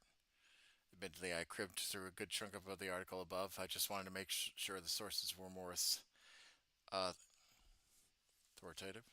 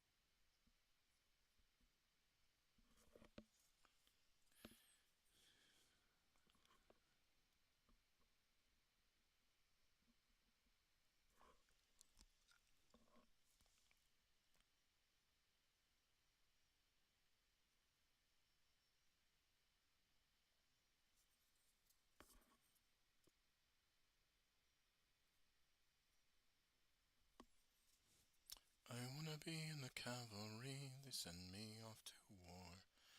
I want a good seat under me, as before. Wanna be who stands there, that cannon's roar. I wanna be in the cavalry, they roar. Stir my boots and place them back to front.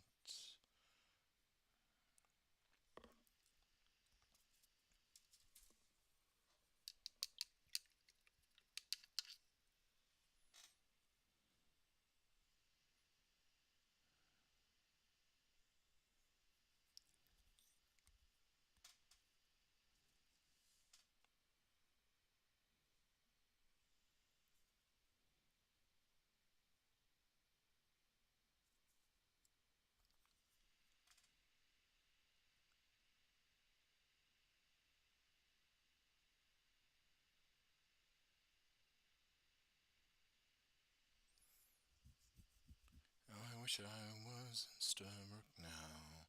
A letter of marque came from the king to the scummiest vessel I'd ever seen. God damn them all. I would still cruise the seas for American gold. We'd fire no guns, shed no tears. For I'm a broken man on a Halifax pier, the last to bear its privateers. Pirate pride the town. How I wish I was in Sturrock now.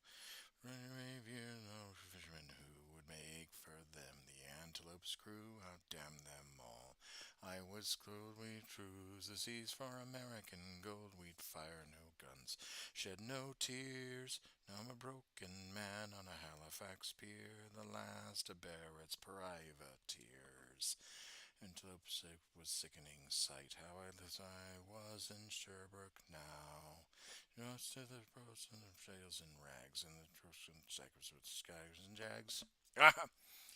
I was told we'd cruise the seas for American gold, we'd fire no guns, shed no tears.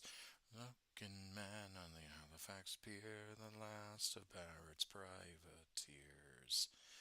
The day we were to sea, how I wish I was in Sherbrooke now. 91 days from Montego Bay, pumping like madmen all the way. God damn them all. I was told we'd cruise the seas for American gold. We'd fire no guns, shed no tears. Now I'm a broken man on a Halifax pier, the last to bear its privateers. Sailed to win. How I wish I was in Sherbrooke now. On a great Yankee hove in sight, with our cracked 4-pounders we made to fight. Damn them all. I was told we'd cruise the seas for American gold, we'd fire no guns, shed no tears. Now a broken man on a Halifax pier, is to bear its privateers. You go down with gold. How I wish I was in Sherbrooke now. Proud and fat and loose and stays, and protector to the antelope 2 whole days. God damn them all. I was told we'd cruise the seas for American gold, we'd fire no guns, shed no tears. Broken man on a Halifax pier, the last to bear its privateers. You sail 2 cables away, how I wish I was in Sherbrooke now. Where 4-pounders made an awful din, but one fat volley they stove us in, God damn them all. I was told we'd cruise the seas for American gold, we'd fire no guns, shed no tears. Broken man on a Halifax pier, the last to bear its privateers. Side, how I wish I was in Sherbrooke now. There's a such like a bowl of eggs in the drain, checked pressure of both me legs, God damn them all.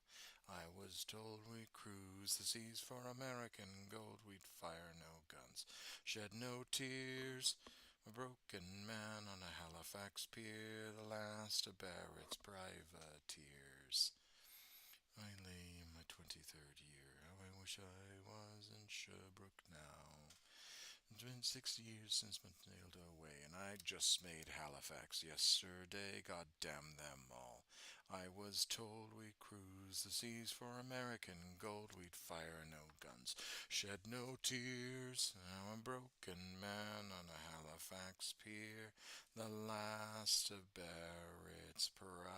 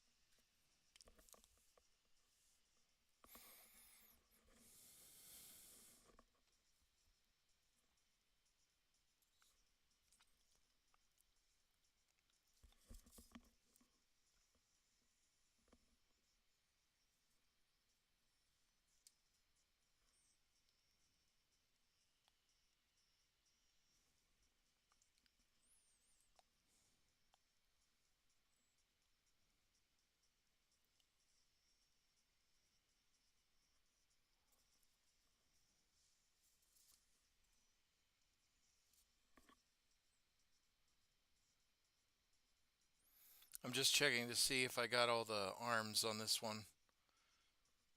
Really don't want to have to do a repeat. Oh, I got to do the supporting arms. That's right.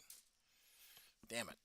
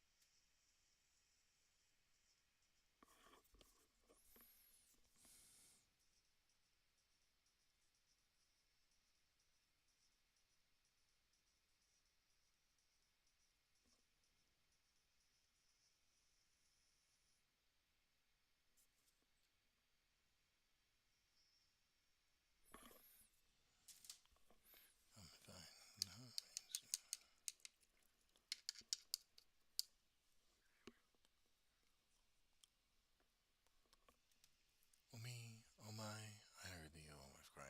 Oh me, oh my, I think I'm gonna die. Oh me, oh my, I heard the old wife say, we should never take in this excursion around the bay. Board of a splendid sight, strong regimental to make our spirits bright. Invisible things they'd say.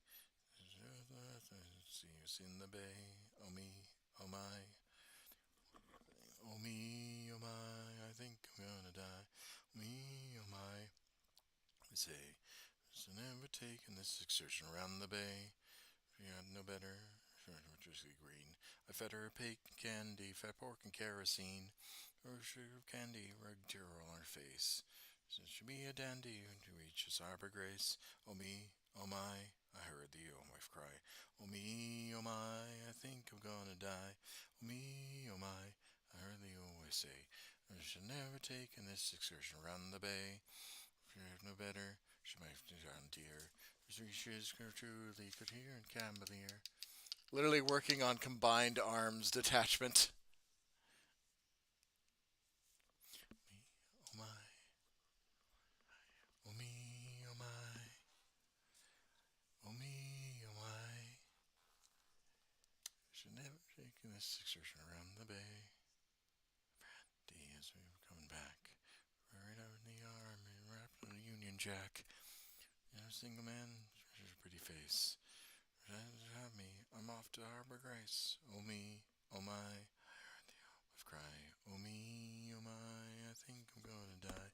Oh me, oh my, they always say. Should never think in this excursion around the bay. They always try. Oh me, oh my, I'm gonna die. Oh me, oh my, they always say. Should never take in this excursion around the bay. Well, yeah, that's what I run for my guard is combined arms. I just didn't think I was going to take it literal and do all the supporting arms for my rifles.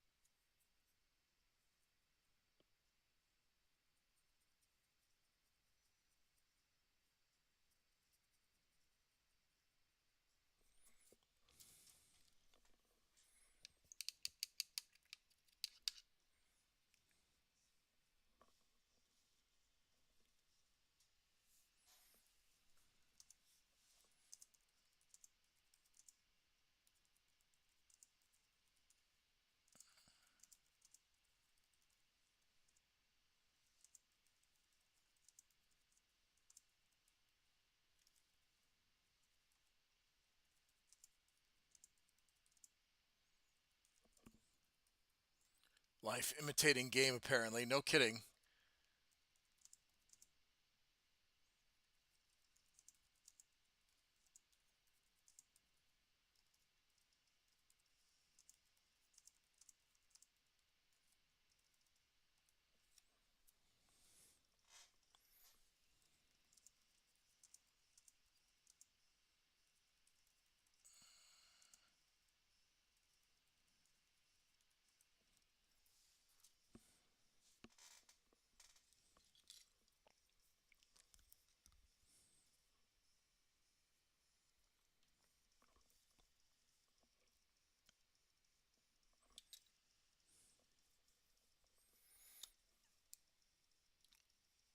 And now the hobby bug grabs me. Oh, dude, no.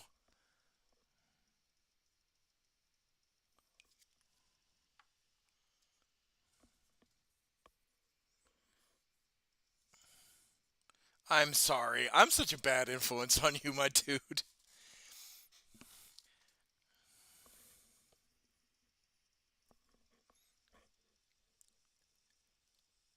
Well, it would be assemble something, but it's way too late to work on painting. Yeah, I would say.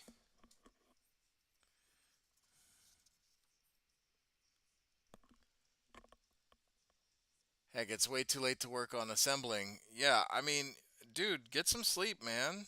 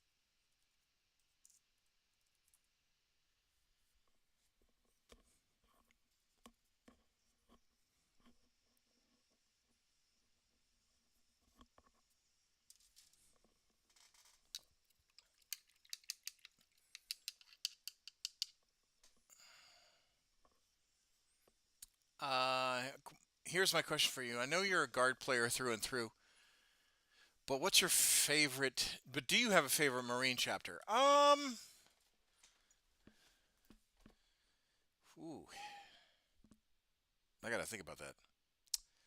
I would have to say salamanders.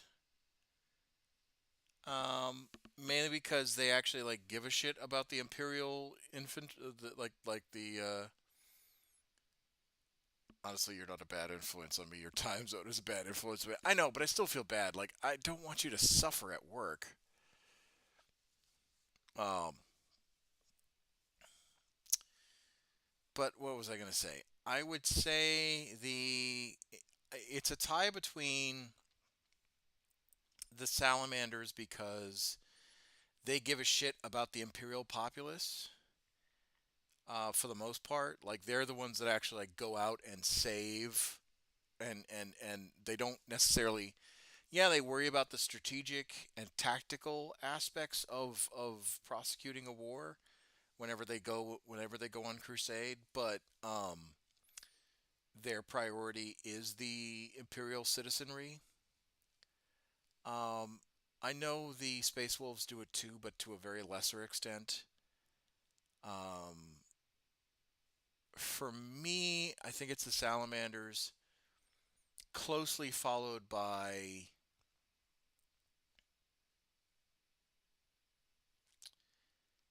Oh God, if I had to pick a first founding,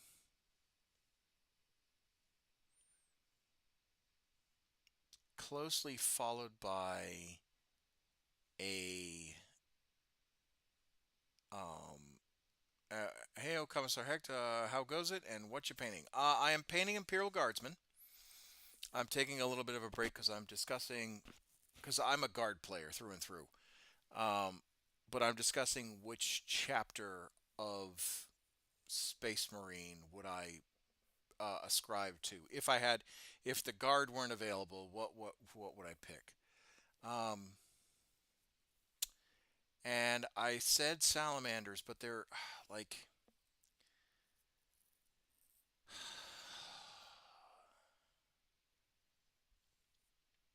I don't mind the Dark Angels.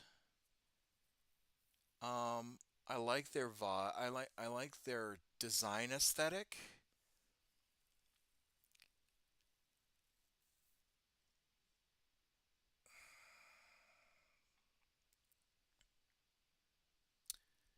But I think if I was forced to pick, right? So my primary I think would be salamanders. Runner-ups would be Dark Angels, and maybe if I had to choose one more as a runner-up, and we're just talking first founding. Um,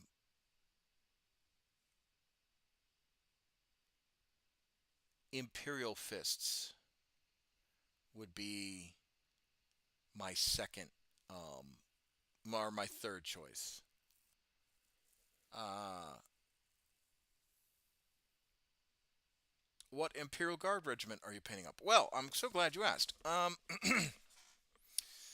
am not painting a standard regiment. I am using Death Corps of Krieg rules to play them, mainly because that's how that's kind of shook out in the Codex. But this is my own home regiment, right? Hold on. Let me turn on the camera real quick. Or not the camera, but let me go to painting overlay, that one, and then let's go to the actual war rig. We'll go to configure video, and we'll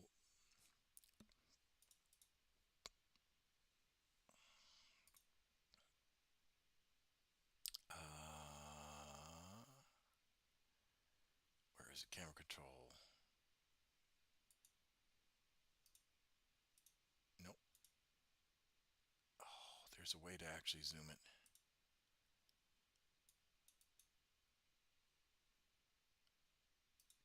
Hold on. Oh, there's a way to zoom it. God damn it. Configure video. I think it's this one.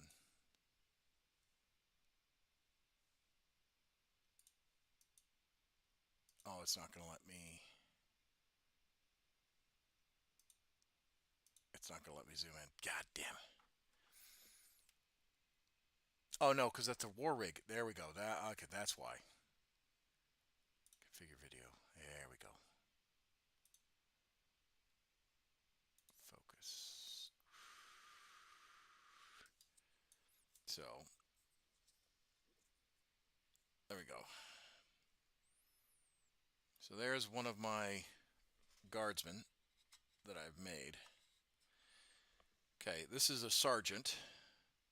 Okay, and so when I started this army way back in 2002, 2003,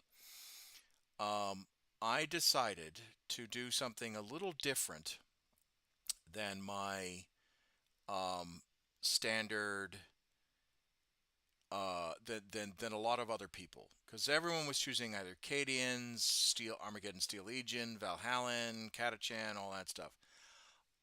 And this was during the doctrine. This was during third edition when Imperial Guard doctrines were a thing, and you could build your guard army however you wanted it, but you had to take doctrines. Otherwise, you were very limited into the unit profile types that you could use on the battlefield. And so my doctrines were Grenadiers, which would allow me to take Stormtroopers as troops choices. Um, Hardened Veterans, which allowed me to take 3 units of Hardened Veterans as elites. Commissars, which would allow me to attach Commissars to every unit. Carapace Armor, which would allow me to attach, which would allow me to buy 4-up armor saves for all of my guardsmen, and sharpshooters, which would allow me to re-roll ones on every weapon except for snipers and plasma guns. And that was during 3rd edition.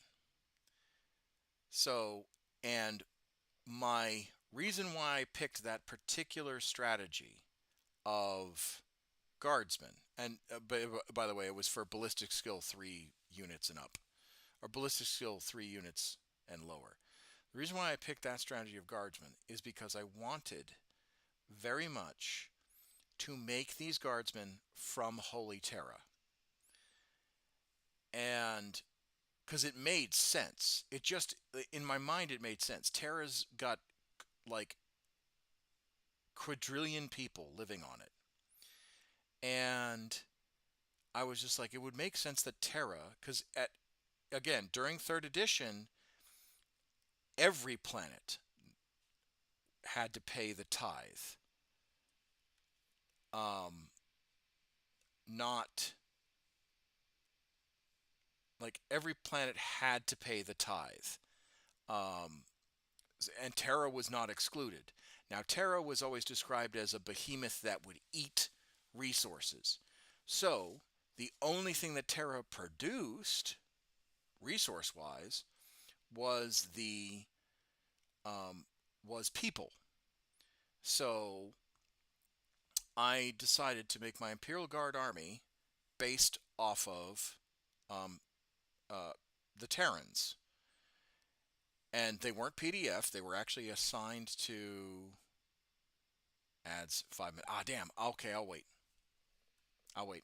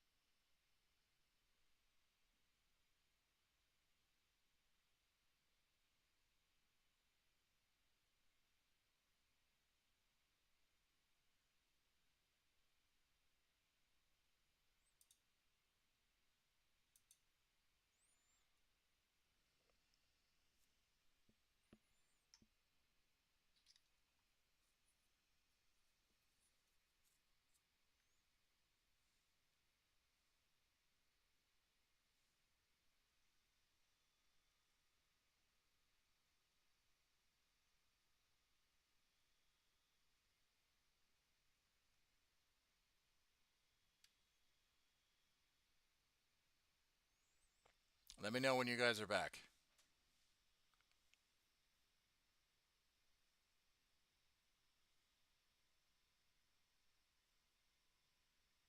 Okay. All right. So, where was I? Ah, yes.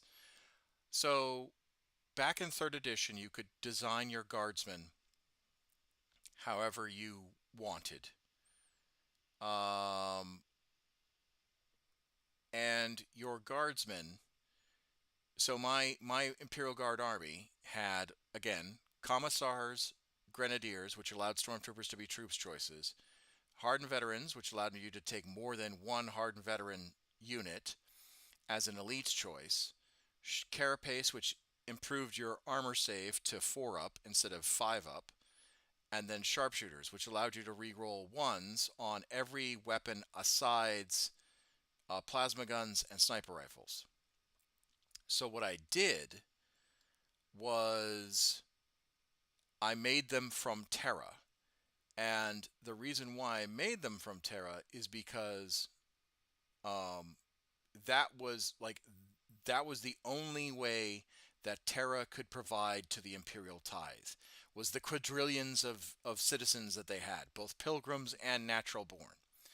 So that was how I started my guardsmen.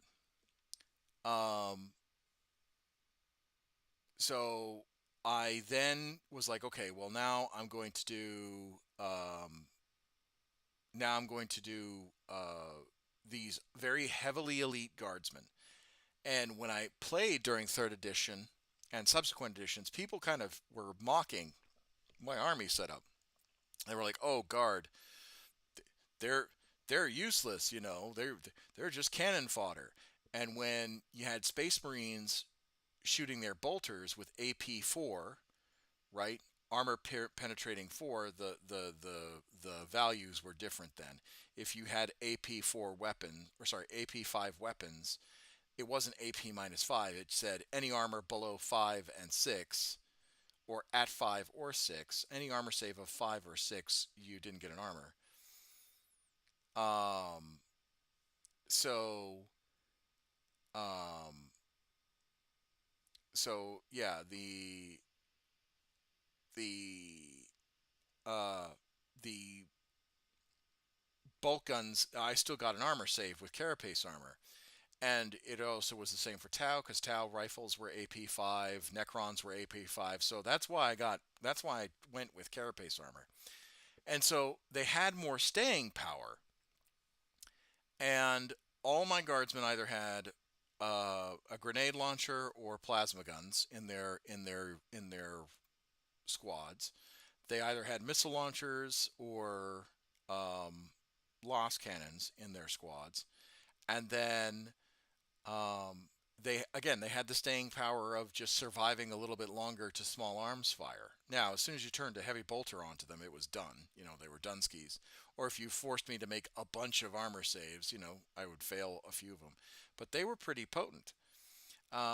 So the paint scheme, I'll explain the paint scheme for my guard, is inspired by Vietnam era security forces, Air Force security forces, or at that point they were called Air Force Security Police, and it was inspired by the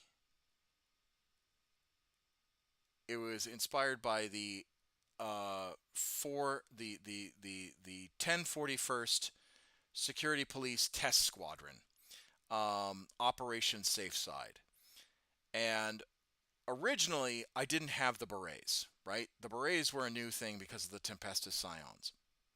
Um, but when I joined security forces, um, I was like, oh well, I kind of have the color scheme that I wanted anyway, because you know the fatigues were olive drab, the armor was black, right? Most of the body armor back then was either olive drab or black.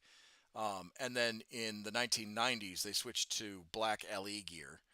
Um, and, you know, I was just like, well, I'm halfway there, so why don't I just buy and redesign some of these? And that's what I've been doing. I've been doing a redesign ever since the new Cadian kits came out.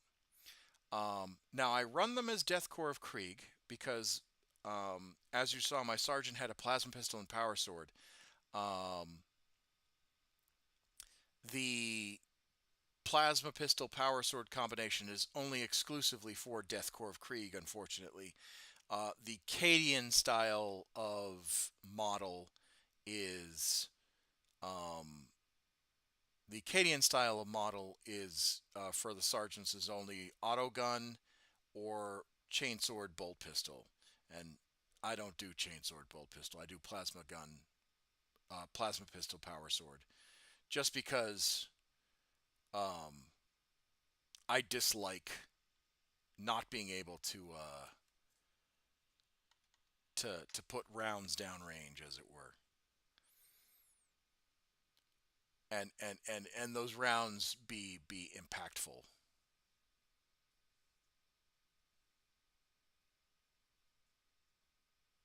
I came in at the tail end of third. Well, okay, so you came in shortly after I did, because I came in 2002, 2003, and I think third edition ended in 5 or 6, if I remember correctly.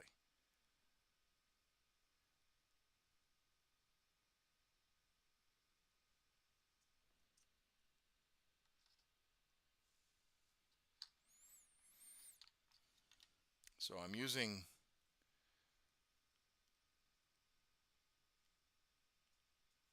I came in 04. August 4th was okay. All right.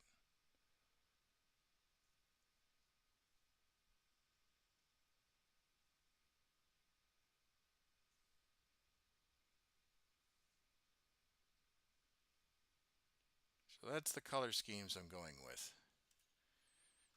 for some of them. I have a officer.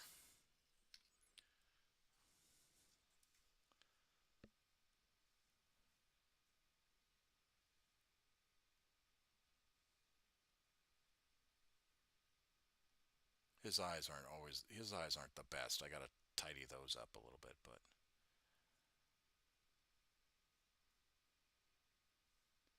yeah, that's my color scheme. So they're Terrans. They're from Holy Terra. They go out on crusade just like everybody else. Um, and they don't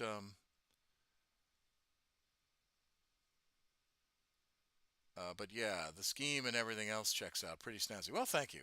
Thank you.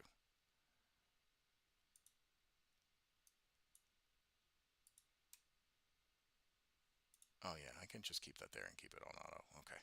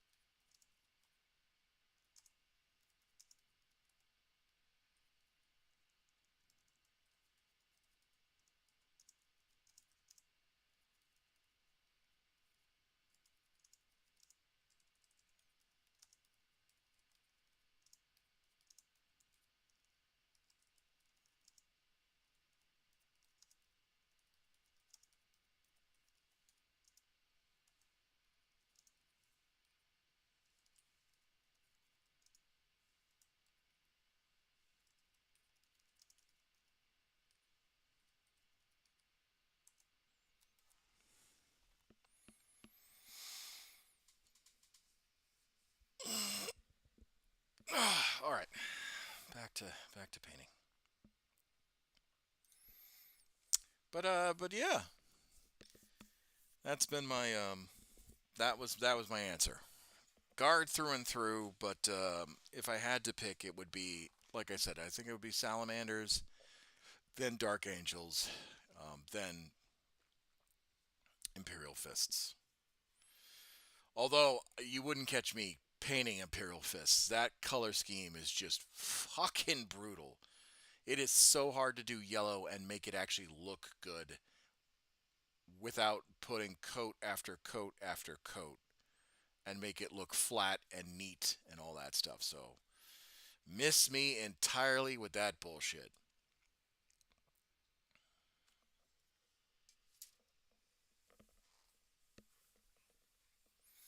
I was a mess when I first got in, never particularly settled on one army, but Black Templars was at the forefront the longest. Although after the fourth, I never received an update, and by the time eighth rolled again, I was dipping in the codex, and I decided to go codex compliant when I had the deck, so I went Imperial Fists and stuck with my Dorn roots. Oh, okay, yeah, Imperial, or sorry, Crimson Fists. Crimson Fists are good.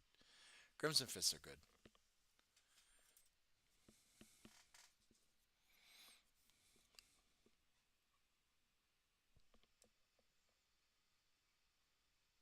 That was a horrible mess of a run-on sentence. Brother, I'm not gonna poo-poo you for a run-on. I speak in run-on. Let's be real here.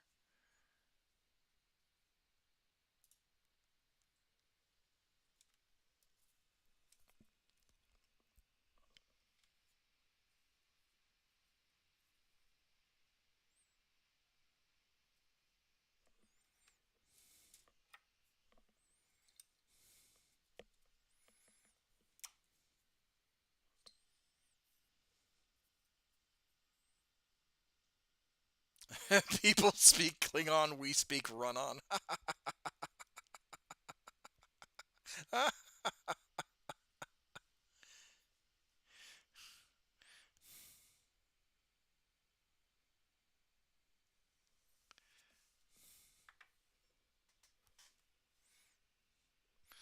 Kapla.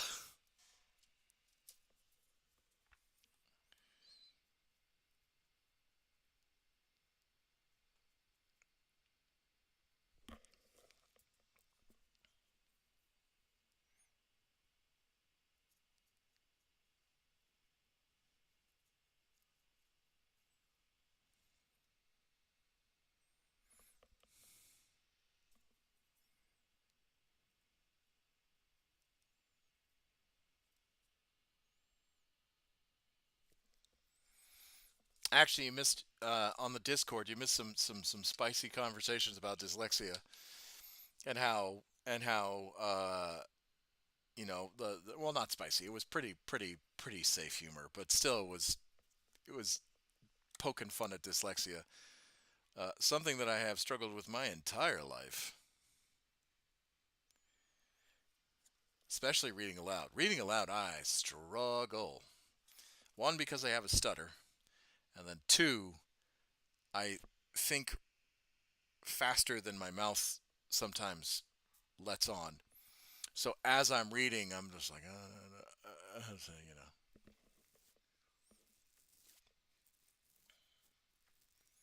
Crimson Fists and Black Legion. Okay, alrighty. Yeah. Ever since I started my YouTube channel in 16, and I started doing battle reports and all that stuff, I collected Sisters of Battle. I collected Dark Eldar. I collected orcs. My wife had um, Dark Angels. Still has Dark Angels. And then I've got my guard. But then with every single successful, addition, so on and so forth, I've been like collecting. I probably have enough army to collect literally every army.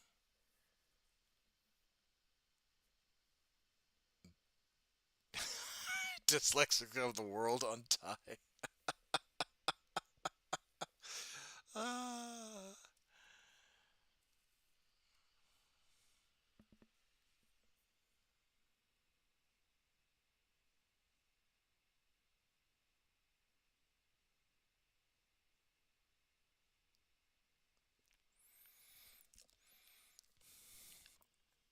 Yeah, sixth edition was not the greatest,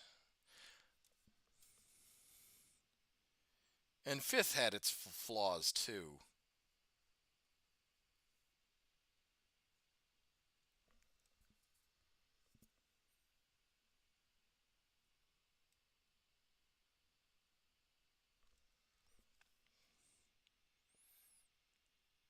I can't complain about seventh, and I can't complain about eighth. And I didn't get to play ninth because I was in Japan. So I started focusing on painting.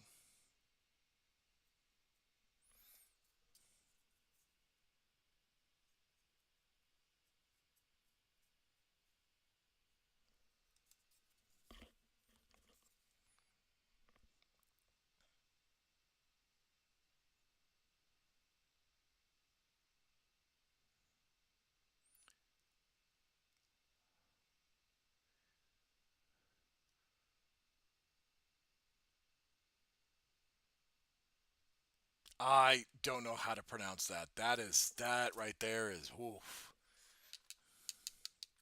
I forgot you're fluent, or not fluent, but you know enough.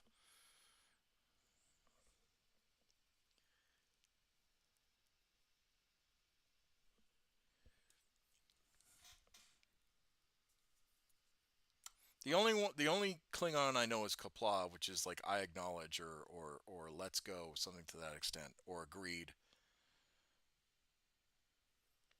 Depends on the connotation. My father is a Trekkie, like hardcore Trekkie. I don't know if he knows a lot of Klingon, but he was deep into it. I mean, he liked Star Wars too, but his pedigree was Star Trek. Star Trek, Thunderbirds, um, Speed Racer, a couple other like early science fiction style movies and whatnot, all that stuff. Yeah, he was definitely a pioneer when it came to that.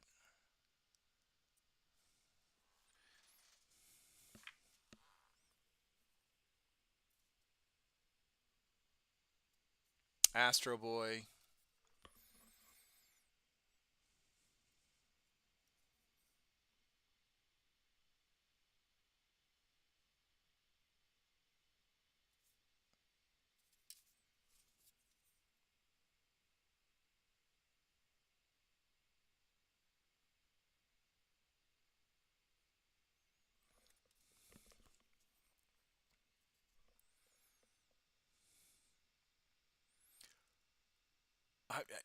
well, aren't you supposed to be going to sleep? Like, I don't mind you if you pop in a voice, but you should be going to bed, my guy.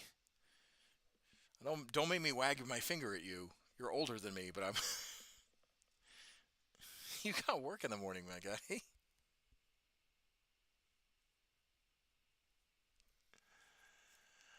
I don't mind you joining me in voice chat. I just feel bad every single time you're like, I gotta go to work.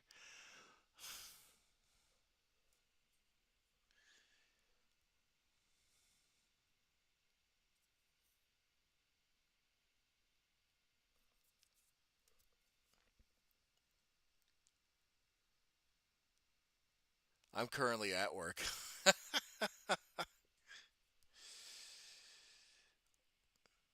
Well, like I said, I don't mind entertaining people while they're at work. I just like poor Johnny over here is, um, he works a lot. He works a lot of tech enterprise and all that stuff. He and I met through Aresia, and through the con circuit, the convention circuits.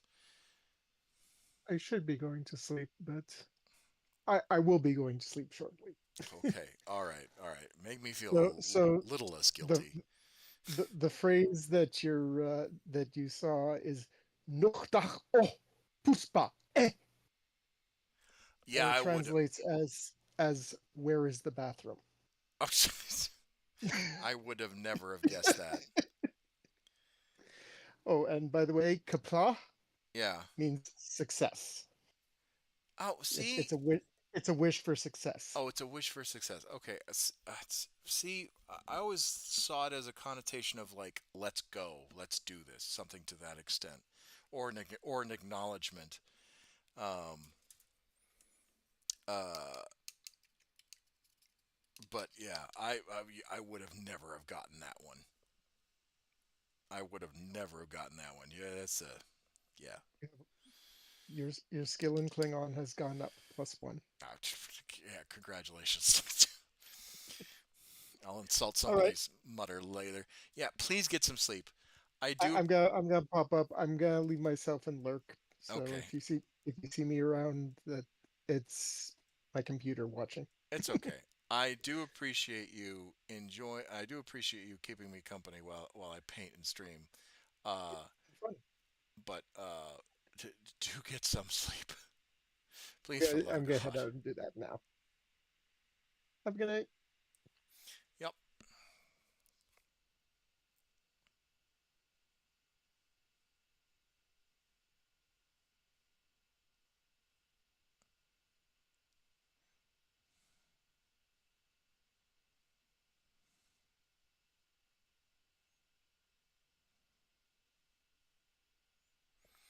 All right.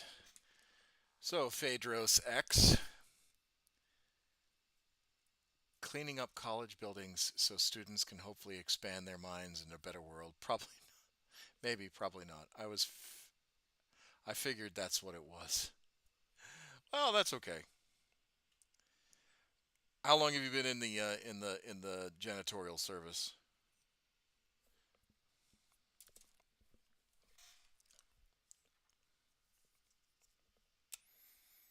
And is that like a side gig or is that like your permanent career? No, no judgment, by the way, no judgment at all.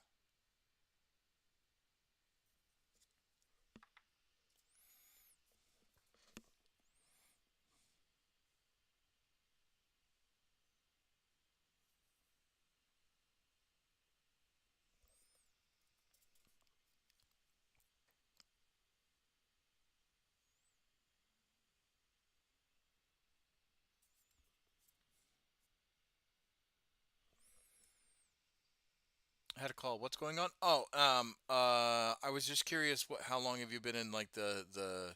You said you were cleaning up college buildings so students can hopefully expand their minds and better our world. Um, are you like in the janitorial service? Are you like one of the staff, college staff? Like what's your main profession and how long have you been doing it?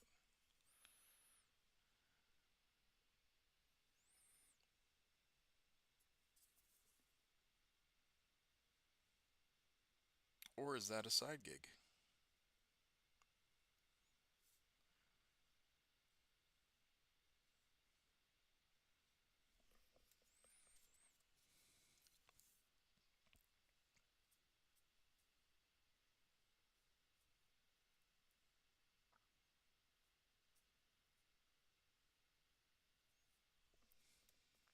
Yeah, I'm a custodian. I've been doing it for almost 3 years now. It's the main gig at the moment, but not permanently. Oh, okay. What did you do beforehand?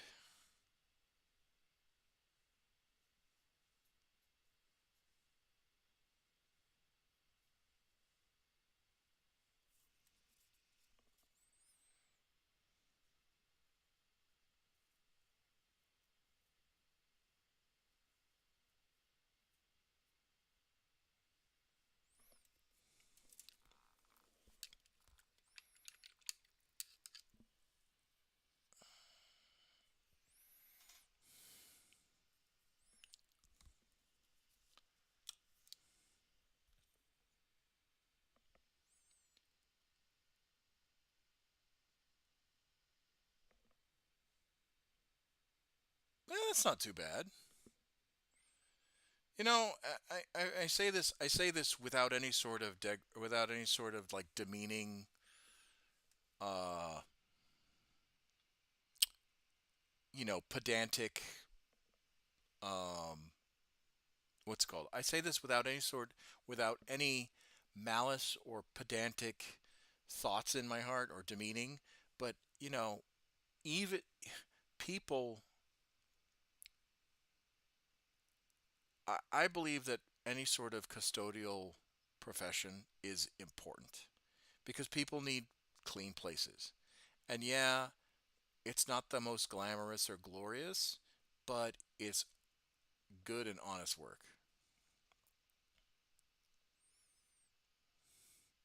Beforehand, mainly fast food, sometimes warehouse or hostel manager.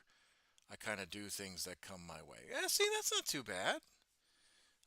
Someone who floats from job to job isn't that's not a ignore. That's not something to be upset about or ashamed about. I've also been a mover and a construction worker. Yeah, see, no, that's not too bad.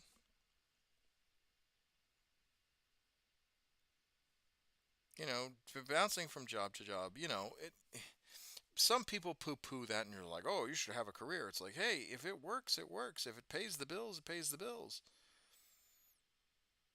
You know, you don't know other people's circumstances. You don't know what their lives are like. Yeah, careers, a steady career is something that is important, but at the same time, work is work. Menial job, like quote unquote menial. I say that with all respect. Menial jobs still need to get done, right? No one is too good to like. You should never, ever, ever um, be too good to pick up a mop bucket, and work at something. You know, Me as a tech sergeant of fucking almost 17 years, occasionally I will pick up a mop bucket and clean the squadron because the squadron gets dirty sometimes. Yeah, we have people that are hired to clean the squadron, but occasionally, like, especially, well, not here because it doesn't snow, but like, I also struggled with homelessness and wandered state in my from state to state. Now I decided to settle down for the past decade and some change. Well, yeah, that's the thing. It's like I'm I'm sorry you had to experience that. That's never, I'm sorry you had to experience that. Um, that's never something that should be put on anybody. And I don't necessarily want you to go into what you what caused that because I want to protect your privacy and your space, particularly in a stream like this. But what I am going to say, um, what I am going to say is this: if you ever need to talk, right, and you feel like the world is weighing heavy on you, I am always available to listen. Now, a licensed. I am not a licensed therapist, and I am not a trained psychologist or psychiatrist, but at no point should any of my viewers or my supporters or my subscribers, whatever, however you want to call yourselves, at no point should anyone who watches my content feel alone and feel like they need or feel like they are the only person that is going through something. Um, and I will do my damnedest to help you and get you to a better place. I may not be able to go through the whole gamut with you, but I will try my damnedest to get you to a better place. Whether it's getting you into therapy, whether it's offering you online resources, whatever the case might be. Now, don't be sorry it was bad, but it helped me make me the man I am, much like the U.S. Air Force. Were you in the Air Force?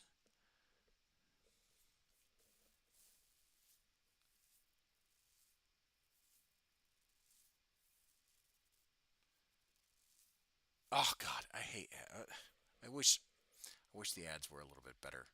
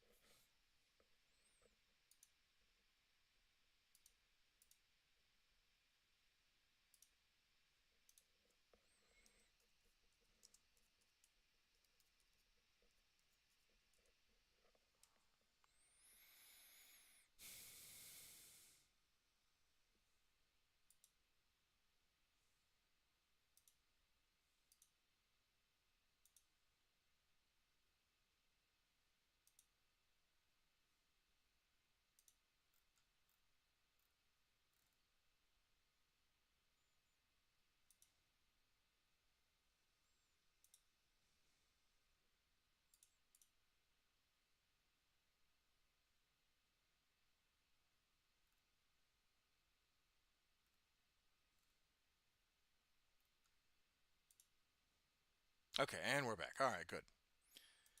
Um, anything. Anyway, gotta love timing ads. Yeah, I appreciate the offer. We'll definitely take you up on it at some point. I do see the psych nowadays. Well, that's good. I say this. I say this often and without any sort of like ir- ir- irony and with conviction. You know, or I say it. I say it without irony and with conviction. Um, Therapy is an amazing tool to help you heal. As a guy that struggles with deployment related trauma, I wouldn't say PTSD because I feel that that's more combat style. Mine was refugee operations, which is why I. So you say you're a sex sergeant. You served in my beloved U.S. Air Force. Still serving, currently active duty. 17, about to be 17 years in. Gonna do the full 20 and then get out.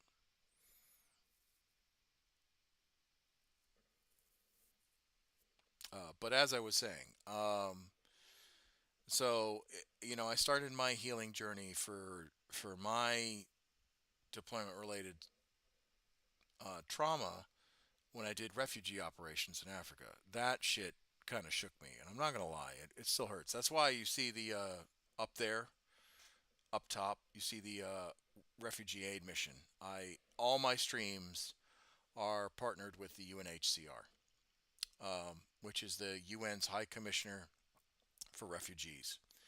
Um, and they're the ones that operate a lot of the refugee, or a majority, I would want to say like 99% of the refugee camps all throughout the world. So, um, you know, I'm trying to do positive things because, obviously the Air Force pays my bills. Well, not right now with the government shutdown, but, uh, you know,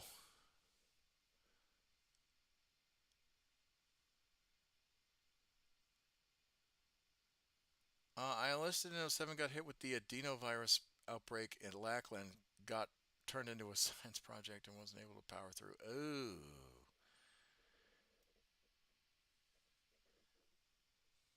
I didn't, I heard about that because I joined in '09. Um, and they were still harping about it, but I wasn't, you know, I didn't catch it obviously. So I'm assuming you got med boarded out, right? You were medically discharged from basic. Probably went to X-ray flight, the 319th. Separated under honorable, so not the worst outcome. Yeah, I mean, yeah.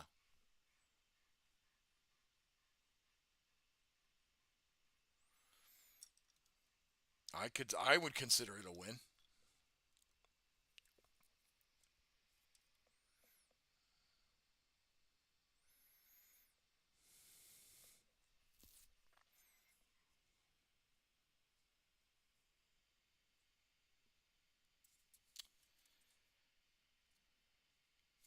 Yeah, so all right.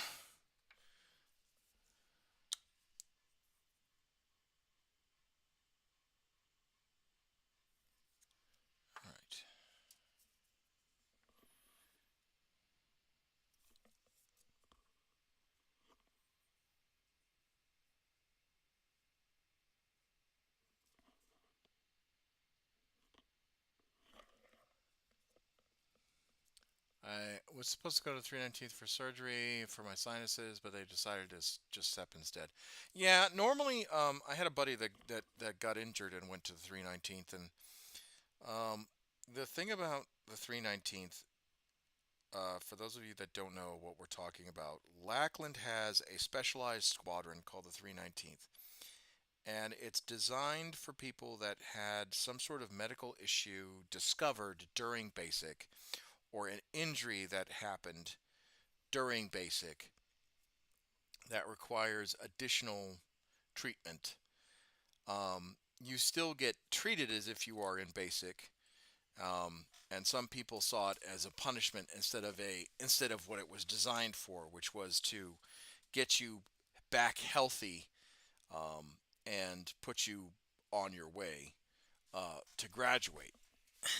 And a lot of people hated or feared to going to the 319th, because it would delay their graduation. They would still have to be in basic training. Um, they would be treated like they were in basic training. Although, from what I understand, the 319th was somewhat lax, but you still had a TI yelling at you, um, for the most part.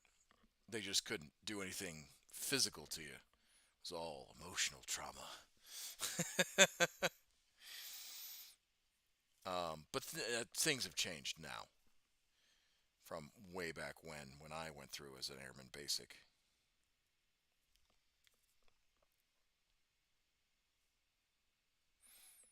And I'm pretty sure it's gotten better.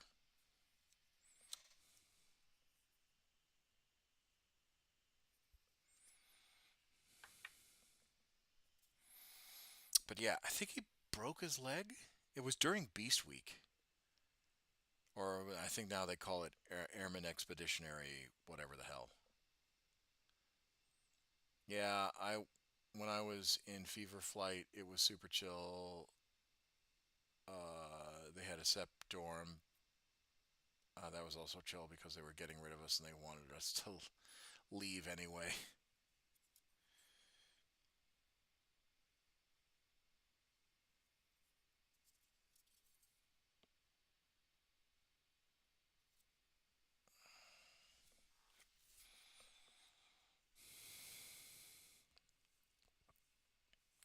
I actually did get sick. I didn't go to X-ray. I was placed on 24-hour quarters in basic. Um, so it didn't send me to the 319th. I had a lung infection. That shit sucked. It was like walking pneumonia, but and they were like, "Well, you're so close to graduating. We'll just put you through We'll just push you through, but you're going to have 24 hours of rest." And let me tell you, I took advantage of that 24 hours of rest. I slept like a fucking baby the entire day. And I slept through the night too. I was resting. By the time my 24 hours was up, I was a hard charger. I felt so much better.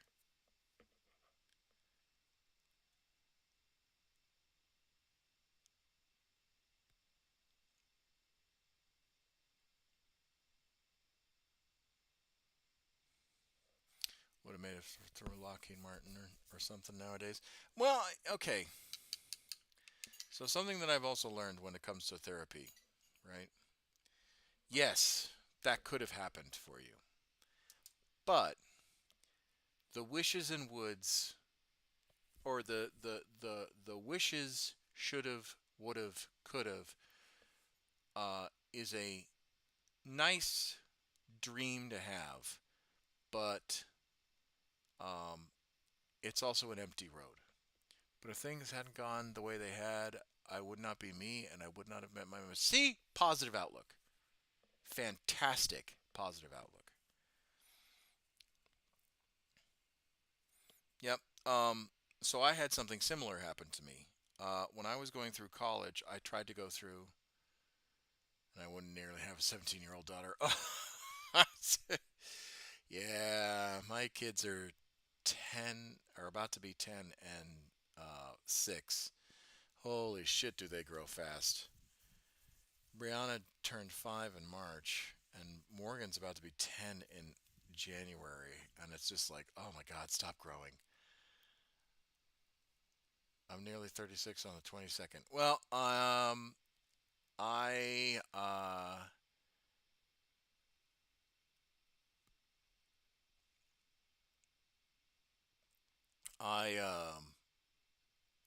I am 39 right now. I'm about to be but I'll be 40 next year. My birthday was on the 14th of October. So I feel you.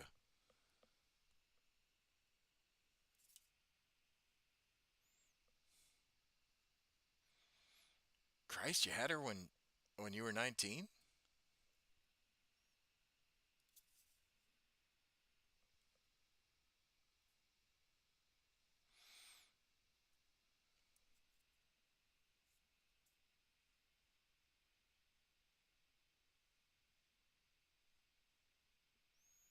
Sorry, I'm just looking to make sure that all the arms that I've painted are good to go. Oh, yeah, no, I almost screwed that up.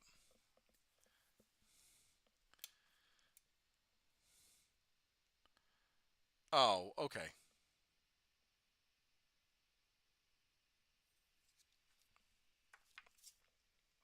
No, you don't have to go into any further detail.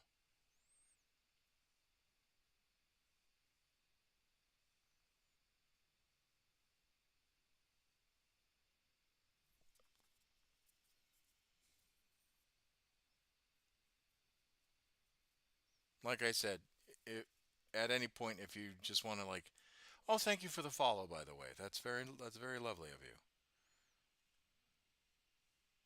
Like I said, I don't mind chatting with people and getting to know their stories, but I also want to protect um,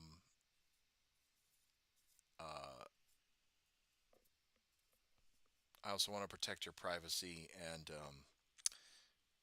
the other people that might be watching and not writing or all that stuff. I'm a very big proponent of people talking about their problems, but also to make sure that they're in a safe place to do so.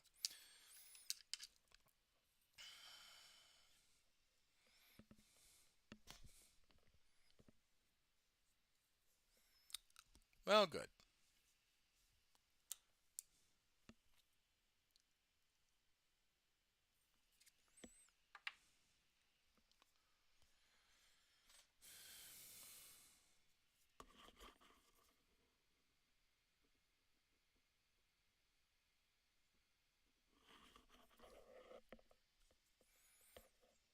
Yeah, I'm fairly stable on plenty of meds.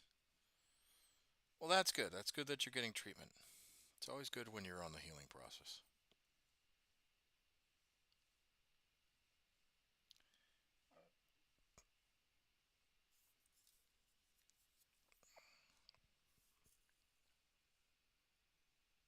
I will acknowledge slightly my hypocrisy because, um, just because I don't want to be on any sort of medication because I'm still in the military and I need to arm up every day.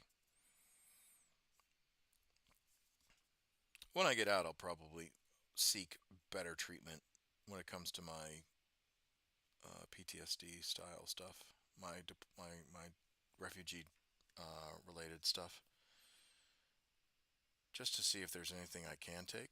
But you know, I look back at my life, laugh for the most part, and laugh for the most part rather than cry about it. Oh, that's true. That's very good. That's a good outlook to have. Positive outlook.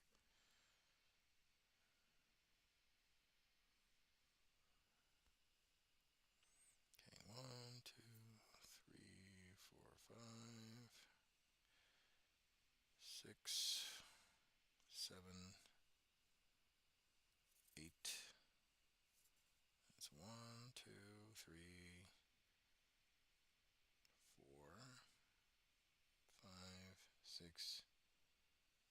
Fuck. One, two, three, four,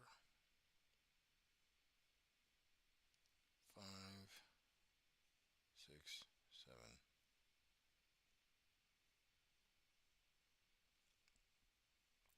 Okay, three here, three here. I think I painted too many arms. That's okay. We'll figure that out. Yeah, military meds are not congruent with each other, unfortunately. I mean, they can be. I just, I'm so close to the goddamn finish line. I feel like powering through is probably the best answer. It's. Let me correct myself. It is not the best answer, but it is the closest to correct answer that will probably get me better. If that makes any sense. Clear as mud? Yes, sir. Clear as mud. And the military does try and take care of their people. I just don't want to risk a med board this close to my retirement. I saw the stress that it. I mean, I went through a mini one when they found out I had. Originally, they thought it was insomnia, but then later last year they realized, oh, it was sleep-induced insomnia if, due to sleep apnea, and I had mild sleep apnea. Plus, also the stress of the refugee PTSD, which was that didn't help. Um, but when I first came into the military, I was really struggle. I was struggling with sleep, really struggling with sleep. And They put me on Ambien for quite a while, and then in 2016 they were like, "Oh, you're on Ambien and you are part of security forces, so um, we're gonna med board you." And I was like, "Nope, I'm not gonna take it." They're like, "Well, how are you gonna sleep?" And I was like, "I will figure it out." And I've been struggling trying to sleep ever since. But um, when they found out I had insomnia, they tried to med board me too. And luckily, I had some amazing supervisors and flight chiefs that argued on my behalf, and I was able to stay in because I was being able to medicate and all that stuff. So, yeah.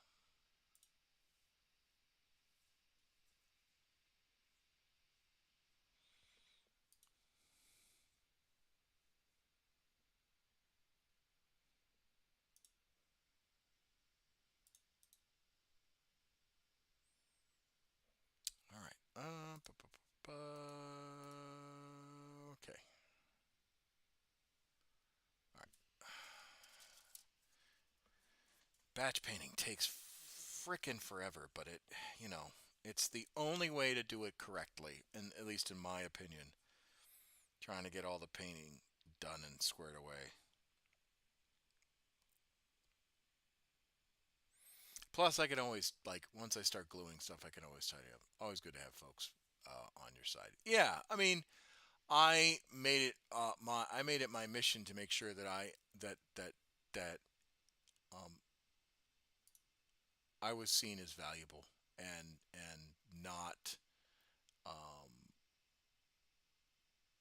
and even when I did screw up, and there were days where I was not the smartest airman in the world, and I made some pretty shit choices. Um, I made sure I just owned up to them and been like, look, that's my bad. It's my fault, and I'm sorry. And I owned up to them, knowing full well that you know at any point someone could be like, all right, cool, here, eat this shit sandwich, and this will impact your career negatively, even though I just came out and fessed up to it. Um, the fact that I was diagnosed, or I should say misdiagnosed with insomnia, the first go around was because I was struggling to sleep and I was late to work quite a bit, and at one point I drifted off while I was working, and someone caught me drifting off. And I was just like, "Look, this is what's going on. I'm struggling," and I broke down. I'm not gonna lie. It was stressful. It was stressful because I always wanted to be the good troop. I didn't want to cause people drama and shit because I saw it. I saw what drama caused a lot of my supervisors and whatnot. And finally, they were just like, "Look, we're gonna help you out." And at first, I thought my career was over. I really did. I was like, "I'm so done. I'm gonna lose a stripe. I'm gonna be considered that kid that's uh, you know no good and all that stuff." But then, you know, after I aggressively tried to fix my issues, um, people were like, "No, no, we're gonna fight to keep you in because you're showing right. Actions speak louder than words." And I any supervisor that I've worked with, I thank them. I am greatly thankful that they showed me grace, and they realized that I was like somebody worth putting their time and effort into. So I try and pay that forward as much as possible to the younger airmen. Um, Now that's not to say that I'm a sucker for every sob story, but I also know that there are some people that deserve a better chance than what maybe life gave them, or maybe their decisions were, their actions were done under extremis in some cases.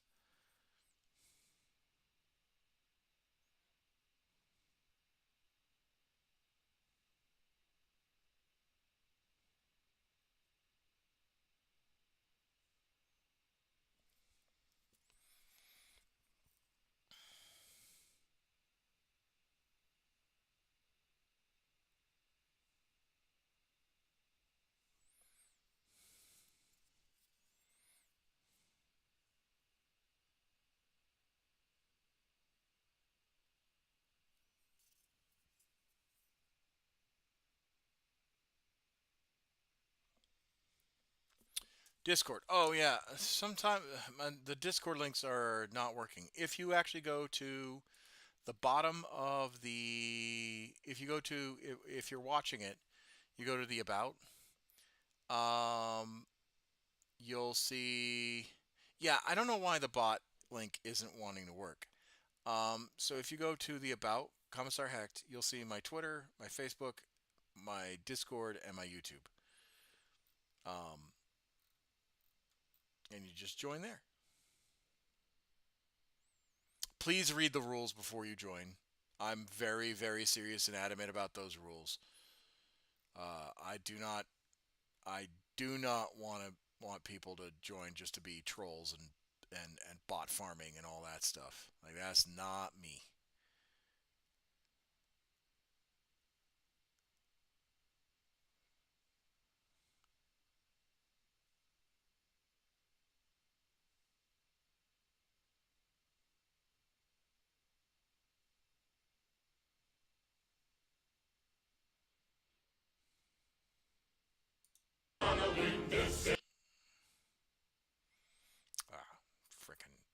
notification.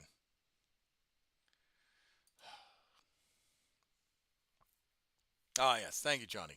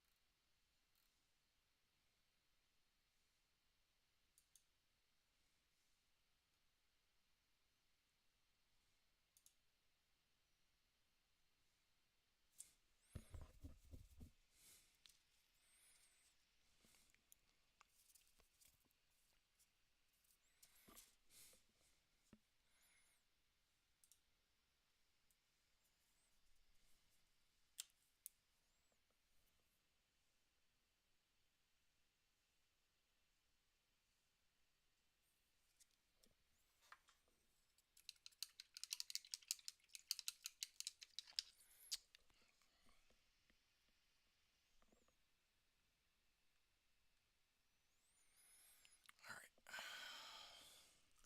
Try and finish these arms. I'm probably not going to be able to finish the arms today, but that's okay. We had a good productive stream. We talked about lore. We talked about, all kinds of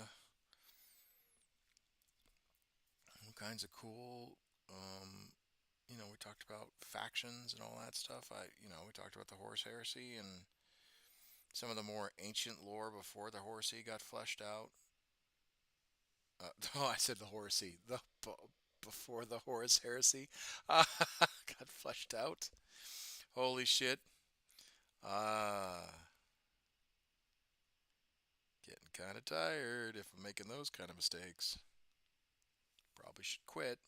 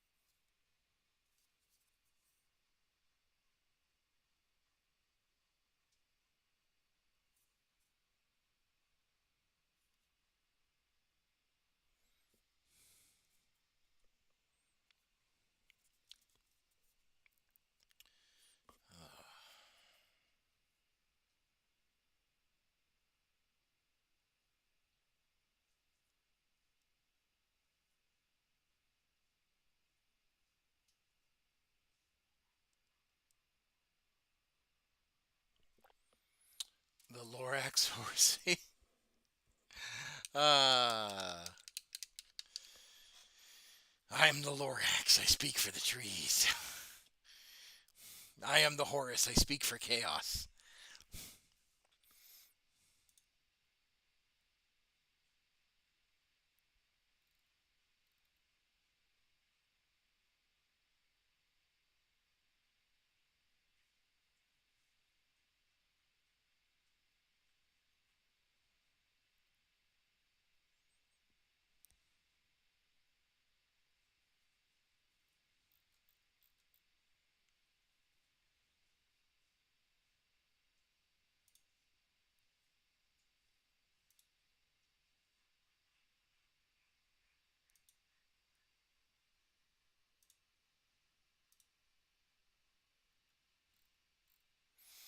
Ah, you're playing Star Wars Legion. Very nice.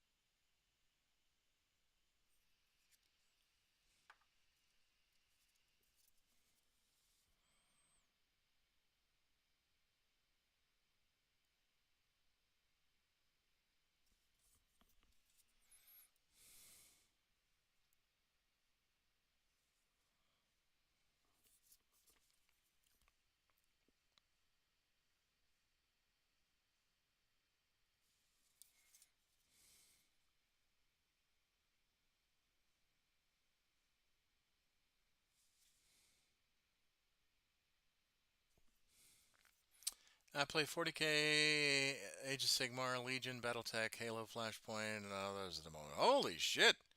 Holy miniature wargaming, my guy.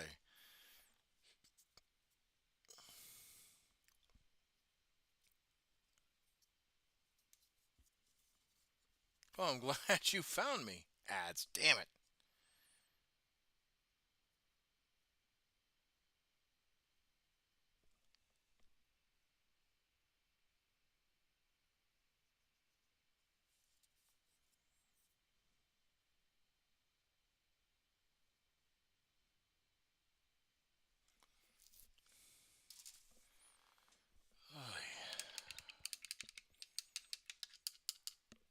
All right, I think I'm gonna call it here. I'll wait for the ads to come back. Oh man, I'm getting sleepy. And I'm making mistakes. Well, I was making mistakes earlier, but I was able to power through them.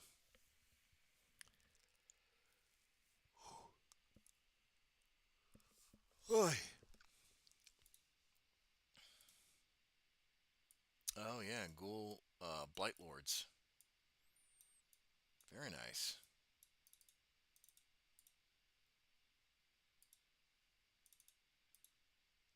All right, a white king. Very nice.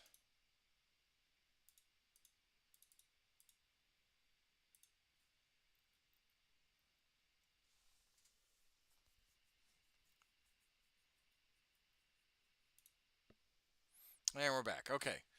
I was commenting. It's very nice models here you've put together. I hate to do this because I know you just joined, but I am making some critical mistakes when it comes to my painting. I think that's my body telling me I'm done and I'm really tired.